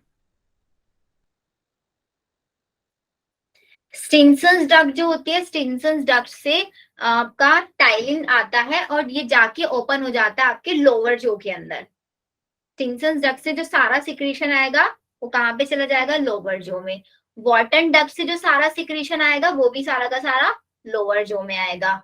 सबलिंगुअल ग्लैंड से जो सिक्रीशन आएगा वो कहाँ पे आएगा, टंग के वेंट्रल साइड में आएगा। टंग के वेंट्रल साइड में इसका सारा सिक्रीशन आएगा। अब बात आती है कि तीनों के तीनों सिक्रीट करता है स्लाइवा। कौन कितना ज्यादा स्लाइवा सिक्रीट करता है, लार्जेस्ट ग्लैंड है, सबसे ज्यादा सिक्रीशन करता है स्लाइवा का, कितना, ऑलमोस्ट 70%। पैरोटिड करता है 25%। अब बचा कितना, 5%। 5% आपका सबलिंगुअल करता है, इसलिए इसको सबसे स्मॉलेस्ट ग्लैंड हम लोग बोल देते हैं। क्लियर? हमें सब एक म्यूकस से सब रिलीज करते हैं। सबके सब म्यूकस नहीं, सबके सब स्लाइवा सिक्रीट करता है। कोई डिफरेंस होता है? डिफरेंस मतलब नहीं, सेम स्लाइवा सिक्रीट करता है तीनों, बस यहाँ से स्लाइवा के अंदर टाइलिन भी मिक्स होता है। मैम इनकी सिक्रीशन कहाँ जाती है, फिर से इनकी बता सिक्रीशन दीजिए। सबकी लोअर रो के अंदर जाती है, बस इसकी सिक्रीशन आपकी टंग के बैक साइड में जाती है, थोड़ा सा, मतलब बैक साइड में आप समझो, थोड़ा सा आप इसकी लेफ्ट या राइट साइड, वेंट्रल साइड्स में जाता है। सबलिंगुअल का सिक्रीशन उसके साइड, टंग के साइड्स में जाता है। पैरोटिड सब मैक्सिलरी दोनों का लोअर जो में आता है सारा सिक्रीशन। मैम जब मैंने पहले 11th में ये चैप्टर पढ़ा था तो आई थिंक पैराटॉइड जो ग्लैंड है वो लार्जेस्ट पढ़ी थी मैंने। नहीं नहीं, Yes, सब मैम मैंने मैक्सिलरी, भी सब मैक्सिलरी सबसे लार्जेस्ट होता है बेटा, 70% करता है स्लाइवा। मैम डायग्राम्स में भी यही वाली लार्जेस्ट दिखाई हुई है। बट लार्जेस्ट हम बोलते हैं सब मैक्सिलरी को है, बिकॉज इसका सिक्रीशन सबसे ज्यादा है हमारा यहाँ पे। सबलिंगुअल को हम लोग 5% सिक्रीशन दे रहे हैं, इसलिए इसका नाम हम लोगों ने स्मॉलेस्ट रख दिया। नाम भी समझाया था ना, maxilla large size, maxilla, sublingual छोटा सा साइज। हुआ क्लियर कुछ? Yes ma'am. एक डिसीज का नाम सुना है, mumps, MUMPS। Yes ma'am. Mumps का मतलब क्या होता है, जब आपकी पैरोटिड ग्लैंड के अंदर स्वेलिंग हो जाती है ना, उसी डिसीज को हम बोलते हैं मम्प्स। याद रहेगा मम्प्स? Yes ma'am. क्या मैम? देखो लिख लो, पैरोटिड ग्लैंड के अंदर अगर स्वेलिंग हो रहा है, swelling is known as mumps.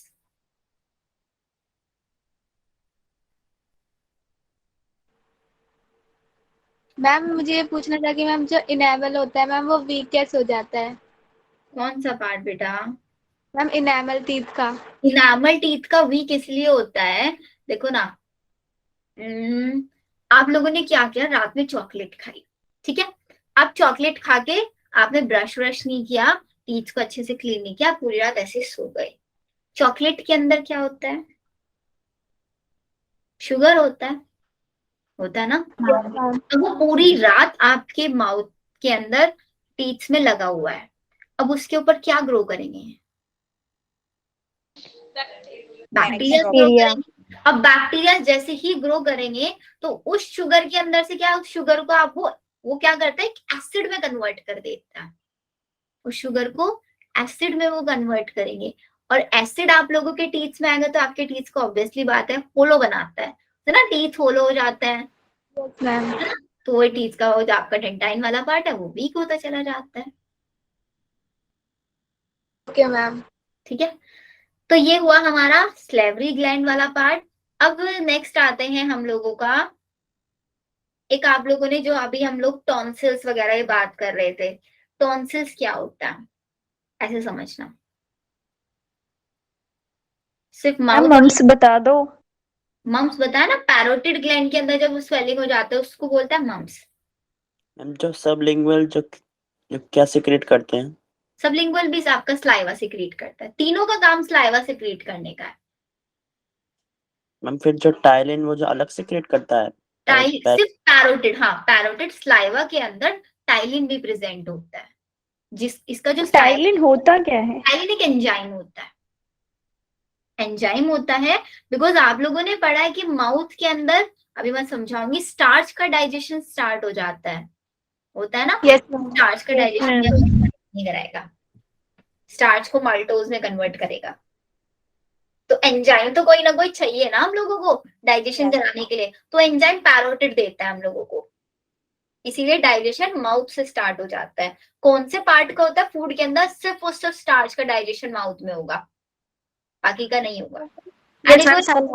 चीज आप याद रखना, जो स्लाइवा होता है ना, स्लाइवा हल्का सा स्वीट इन टेस्ट होता है, वो इसी टाइलिन की वजह से होता है। हम सलाइवरी अमाइलेज फिर हम इसी कह रहे हैं।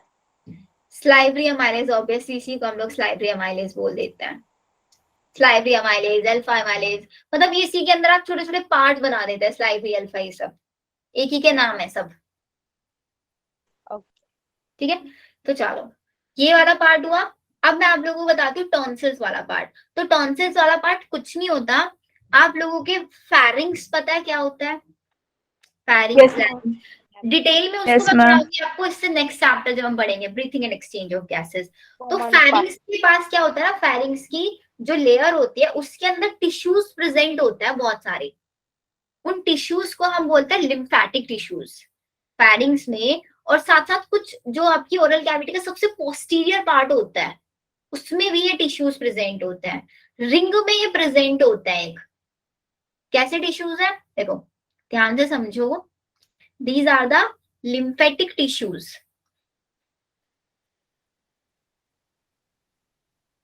lymphatic tissues of the pharynx and oral cavity, oral cavity और pharynx के lymphatic tissues वहां पे प्रेजेंट है, एंड अरेंज होते हैं कैसे, एक रिंग में, arranged in a ring manner, इसीलिए इनको हम बोलते हैं वेल्डेयर्स रिंग। सुनोगे ना नाम आपने, वेल्डेयर्स रिंग। अब कैसे प्रेजेंट होता है वो डायग्राम बना के तब आप लोग लिखोगे, थोड़ा सा रफली बना रही हूँ जल्दी फिनिश करने के लिए, बट आप लोग चाहोगे तो अच्छे से बना लेना। फेरिंग्स क्या होते हैं? क्या बेटा? फेरिंग्स होते हैं आप? फेरिंग्स क्या होता है यही पूछ रहे हो ना? Yes ma'am, yes ma'am. जैसे इसोफेगस होता है ऐसी एक फेरिंग्स होता है ट्यूब, जैसे इसोफेगस है ऐसे ही फेरिंग्स होता है, ऐसे ही लैरिंग्स होता है। एक ट्यूब होता है हम लोगों की नेक में, नेक वाले पार्ट में। या फिर ऐसे समझ लो जैसे ये हमारा इसोफेगस हो गया, एंड इसी के ऊपर जस्ट ना एक जैसे बो सा स्ट्रक्चर होता है ना, कुछ कुछ ऐसे होता है ये, इस टाइप से। मैं ट्राई करूंगी अभी आप लोगों को इमेजेस में दिखाने के लिए। मैम पता है।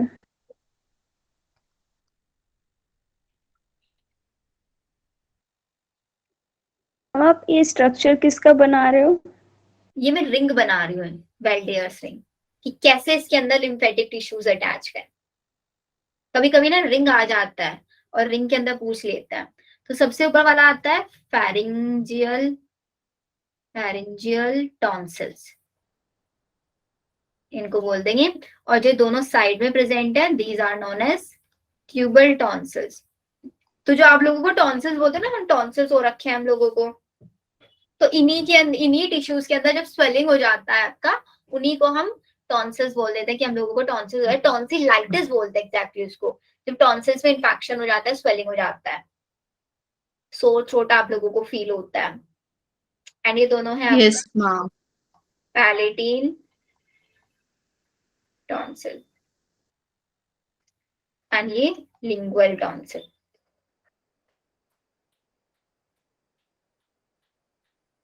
ये देखो, देखो ये हुआ है हमारे फेरिंजियल टॉन्सिल्स। अब फेरिंजियल टॉन्सिल्स के अंदर से भी एक क्वेश्चन ये आ जाता है, जब इन टॉन्सिल्स की शेप बढ़ जाती है, शेप या साइज, मतलब इनका जो साइज है वो एनलार्ज हो जाता है ना जब ये, तो एनलार्ज होने की वजह से एक डिसीज होती है, जिस डिसीज को हम बोलते हैं एडिनॉइड्स। एडिनॉइड्स। तो what are adenoids? These are the enlargement of pharyngeal tonsil, enlargement of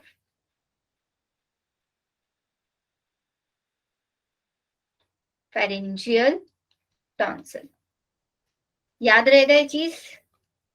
yes ma'am.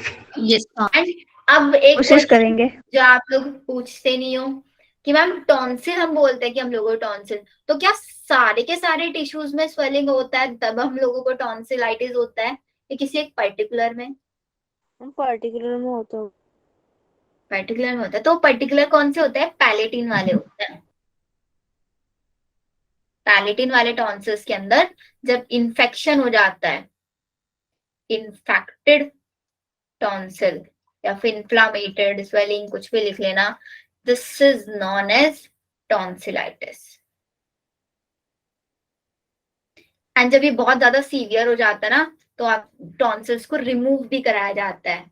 तो removal of tonsil is known as tonsillectomy. Tonsillectomy. Ma'am कौन से टॉन्सिल में स्वेलिंग होती है? पैलेटिन में बेटा, ये देखो ना एरो बनाया पैलेटिन वालों पे, इनमें। Okay. Removal of tonsil is known as tonsillectomy। बस इतना याद रख लेना, सफिशिएंट है। वेल्डेयर रिंग क्या होता है? फेरिंग्स या ओरल कैविटी के चारों तरफ एक लिम्फेटिक टिश्यूज प्रेजेंट होता है। अरे ये रिंग में अरेंज है ऐसे। वेल्डेयर रिंग कौन कौन सा आता है? Pharyngeal, tubal, palatine, lingual. Pharyngeal के अंदर अगर एनलार्जमेंट होगा उसको एडिनॉइड्स बोलेंगे, और पैलेटिन के अंदर अगर इन्फेक्शन होगा उसको टॉन्सिलाइटिस बोलेंगे। मैम ट्यूबल के अगर अंदर हुआ इन्फेक्शन या उसको स्वेलिंग तो टॉन्सिलाइटिस नहीं बोलता है। मतलब मैम इस रिंग के अंदर टॉन्सिल अरेंज होते हैं इस तरीके से। हाँ, टॉन्सिल्स कुछ नहीं होते, टिश्यूज हैं, उन टिश्यूज का नाम रख दिया अलग अलग टॉन्सिल्स करके।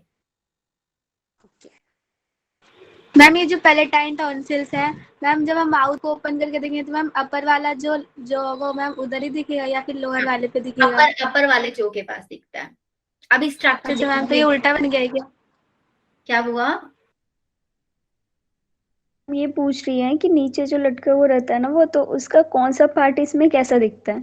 ये जो ये डायग्राम वाला आपने बनाया हुआ है। पैलेटिन वाला यहाँ पे बेटा, यहाँ पे दिखता उल्टा है, बन गया। ऐसे दिखता है, ऐसे ये कुछ यहाँ पे ऊपर ऐसे ट्यूबल वाले दिखते हैं, यहाँ पे फेरेंजियल और नीचे लिंगुअल।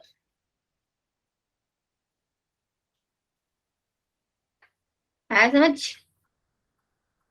Yes cavity ma'am. वाले कैसे दिखते यस हैं। मैम। ठीक है, अब आता है लास्ट पार्ट कि ओरल कैविटी के अंदर डाइजेशन कैसे होता है। देखो, डाइजेशन इन ओरल कैविटी, एक बार बैक स्लाइड दिखा। ये देखो,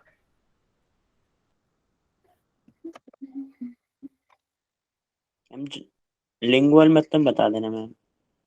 लिंगुअल का मतलब होता है छोटा साइज। नाम इनका लिंगुअल टॉन्सिल्स रखा गया बिकॉज देखो ना, डॉट डॉट डॉट डॉट बनाई है मैंने छोटी छोटी, वो छोटे छोटे साइज की होती है। मैम मैक्सिला मतलब लार्ज साइज, लिंगुअल मतलब स्मॉल। मैम ये जो टॉन्सिल्स है मैम, ये इनमें WBCs होते होंगे मैम, जो बैक्टीरिया वगैरह को, जो फूड होता है उसको खत्म करते होंगे, हमारे फूड में जो भी बैक्टीरियाज होते होंगे। बैक्टीरिया, आपके क्या सेल्स के अंदर बैक्टीरिया हो सकता है? मैम जो हम फूड खाते हैं तो मैम उसमें जो भी गंदगी होगी मैम उसको ये खत्म करेंगे। उसको खत्म करने का काम स्लाइवा का होता है, टॉन्सिलाइटिस टॉन्सिल्स का नहीं होता। स्लाइवा का काम होता है उसको खत्म करना। बट बाई चांस क्या काम है? स्लाइवा के अंदर लाइजोजाइम होता है, वो करता है आपके बैक्टीरिया वगैरह को फूड के अंदर जो प्रेजेंट होता है उनको किल। मैम फिर से लिम्फेटिक क्यों कह रहे हैं? लिम्फेटिक बोल सकते हैं। लिम्फ का मतलब क्या होता है? लिम्फ याद है? Yes ma'am. देखो, आपका ब्लड है, ब्लड के जस्ट साइड में आपकी लिम्फेटिक वेसल्स प्रेजेंट थी लिम्फेटिक वेसल्स प्रेजेंट। अब ब्लड के अंदर से क्या हुआ, ब्लड के अंदर लार्ज साइज की आरबीसीज हैं, डब्ल्यूबीसीज हैं, बड़ी बड़ी साइज की सेल्स हैं। उन सब के अंदर उन क्या हुआ, उस पूरे ब्लड के अंदर से जो लिक्विड वाला पार्ट था वो निकल के लिम्फेटिक वेसल्स के अंदर आ गया। वो फ्लूइड जिसके अंदर से मैंने आरबीसीज, डब्ल्यूबीसी और बड़ी साइज की जो भी सेल्स वगैरह उनको निकाल दिया, तो जो फ्लूइड बचता है उसको लिम्फ बोलता है। उस लिम्फ से बनने वाले टिश्यूज को लिम्फेटिक टिश्यूज। क्योंकि मैम हमने लिम्फोइड ऑर्गन भी पढ़ा था ना, तो उसी से रिलेट कर दिया। लिम्फोइड ऑर्गन कौन कौन से होते हैं? Bone marrow, thymus, spine. उनके अंदर क्या काम होता है? हम उसमें तो लिम्फोसाइट का फॉर्मेशन। मैचुरेशन, फॉर्मेशन करने का काम करता है, खुद किल करने का काम नहीं करते ना। नहीं। तो बस ये कैसे तो मैम करता है फिर?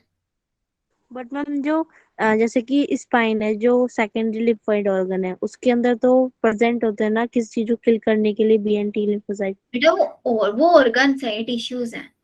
प्राइमरी लिम्फोइड ऑर्गन, सेकेंडरी, वो क्या काम कर रहे हैं? Primary lymphoid organ B lymphocyte और टी लिम्फोसाइट बनाने का काम कर रहे हैं, सिर्फ सिर्फ बनाने का काम कर रहा है। उसको माइग्रेट करा दे रहे हैं टी सेल्स के पास, टी लिम्फोसाइट्स के पास। टी लिम्फोसाइट्स के अंदर काम चल रहा है सिर्फ कि कोई भी एंटीजन आया, बी लिम्फोसाइट एंटीबॉडी बना के उसको किल कर देगा। टी लिम्फोसाइट ऑर्गन ट्रांसप्लांट हुआ, उसको रिजेक्ट कर देगा। ओके। ठीक है, और कोई क्वेश्चन? No ma'am. मैम मेरे को यही समझ नहीं आया कि ये टॉन्सिल्स ये करेगा क्या, काम क्या है इनका टॉन्सिल्स का? बेटा काम कुछ नहीं है, ये नेचुरली प्रेजेंट होता है हमारे फेरिंग्स के ऊपर, टिश्यूज है ये, प्रेजेंट होता है सिर्फ। जैसे टंग का काम है, टंग का काम तो वैसे हम बता सकते हैं होता है। ऐसा कोई पार्ट जिसका कुछ काम नहीं, सिर्फ प्रेजेंट है? यस मैम है। कौन सा? Ma'am hairs. बेटा देखो, लिम्फेटिक टिश्यूज ये नहीं कि सिर्फ और सिर्फ यहाँ पे present, lymphatic tissue body appendix. Parts में प्रेजेंट होता है। जैसे कि चेस्ट में प्रेजेंट होता है, एब्डोमेन में प्रेजेंट होता है, आर्म पिट्स में प्रेजेंट होता है, बहुत अलग अलग जगह पे प्रेजेंट होता है। प्रेजेंट है, इतना मेन काम नहीं है, बट हाँ अभी प्रेजेंट है तो कुछ ना कुछ तो ये कर ही रहे होंगे। लेकिन ऐसा कोई वर्क नहीं है जिसको हम डाइजेशन से रिलेट कर पाए। वर्मीफॉर्म अपेंडिक्स वेस्टिजियल ऑर्गन है, बिकॉज वो अपेंडिक्स वेस्टिजियल ऑर्गन है ना। चलो यस लास्ट टॉपिक पढ़ लो। मैम विजडम टीथ नहीं हो सकती है? हाँ विजडम टीथ को ही बोल सकते हैं, कोई काम तो करते नहीं है, आ जाता है 18 से 25 की एज में, फिर भी इसलिए सबको नहीं आते वो। एंड अगर वो नहीं है तो हम लोगों को उनकी कमी भी फील नहीं हो रही है, एंड जिसकी हम लोगों को कमी फील नहीं होती इट मीन्स वो लोग हमारे लिए इम्पोर्टेंट नहीं है, राइट? मैम ये तो Yes, मेन ma'am. बात हो गई मैम, क्या हुआ? मेन बात हो गई ना ये। कौन सी मेन बात? मेन नहीं, मीन हो गए। अच्छा, हाँ मीन हो गया, मैं तो मेन कौन सी हो गई। चलो देखो, डाइजेशन इन ऑरल कैविटी। सबसे पहले ऑरल कैविटी में डाइजेशन कैसे होगा? हम लोगों को पता है, अभी तक हमने फूड खाया, ठीक है। फूड खाया तो उसके साथ स्लाइवा मिक्स हो जाएगा, स्लाइवा मिक्स होगा। सबसे पहले काम वो फूड को क्या काम करेगा? उसके साथ मिक्सिंग करने का काम टंग करा देगी, ठीक है, फूड को, ताकि फूड इसोफेगस से इजीली पास ऑन हो पाए, उसको स्लीपी बनाए, उसको वाटरी मीडियम एक प्रोवाइड कराएगा। स्लाइवा का पीएच कितना होता है? 6.8 से 7.0 के आसपास इसका पीएच होता है। कोई कुछ बोल रहा है? किसने कुछ बोला? शायद मैम बोला। हाँ। 99.5% वाटर प्रेजेंट होता है, और इसके अलावा कुछ छोटे छोटे एंजाइम्स, कुछ इलेक्ट्रोलाइट्स, ये सब प्रेजेंट होता है। जब हमारा फूड और स्लाइवा आपस में मिक्स हो चुके हैं, उसको एक पर्टिकुलर नाम दिया जाता है। Food plus Yes. Saliva is known as bolus, and food plus gastric juice, जो स्टमक में पड़ा होंगे, अभी भी लिख लो इसको यहाँ पे भी।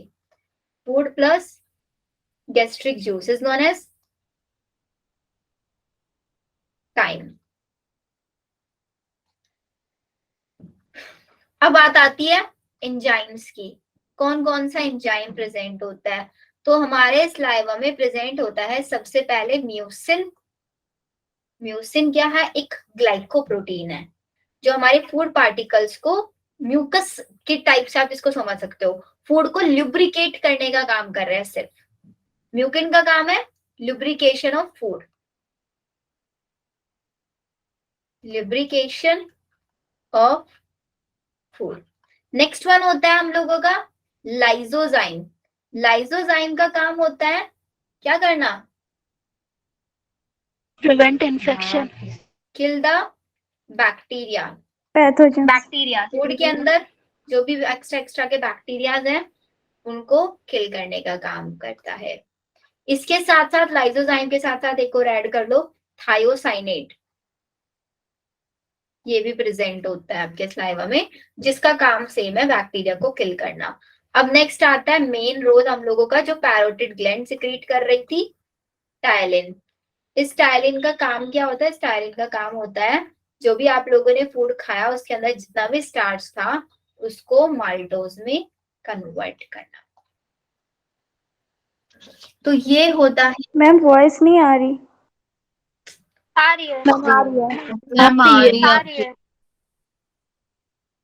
तक क्लियर हो गया अब? Yes, ma'am. चलो, एक बस एक छोटा सा एक्स्ट्रा लाइन ऐड कर लो यहाँ पे। एक होती है हम सबकी बॉडी के अंदर सिंपैथिक नर्व्स, एक होती है पैरासिम्पैथिक नर्व्स। सिंपैथिक नर्व्स जो होती हैं वो काम करती हैं स्लाइवा के सिक्रीशन को डिक्रीज करने का। पैरासिम्पैथिक काम करते हैं स्लाइवा के सिक्रीशन को इंक्रीज करने का। वैसे ये नीट में पूछा नहीं जाता है, मन करेगा तो ऐड ऑन कर लेना, नहीं तो रहने देना।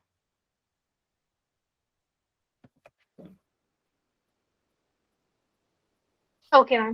देखो, सिर्फ और सिर्फ माउथ वाला पार्ट कितना छोटू सा पार्ट है, तो उसको पढ़ने में हम लोगों को 2 घंटे लग गए, 2 hours।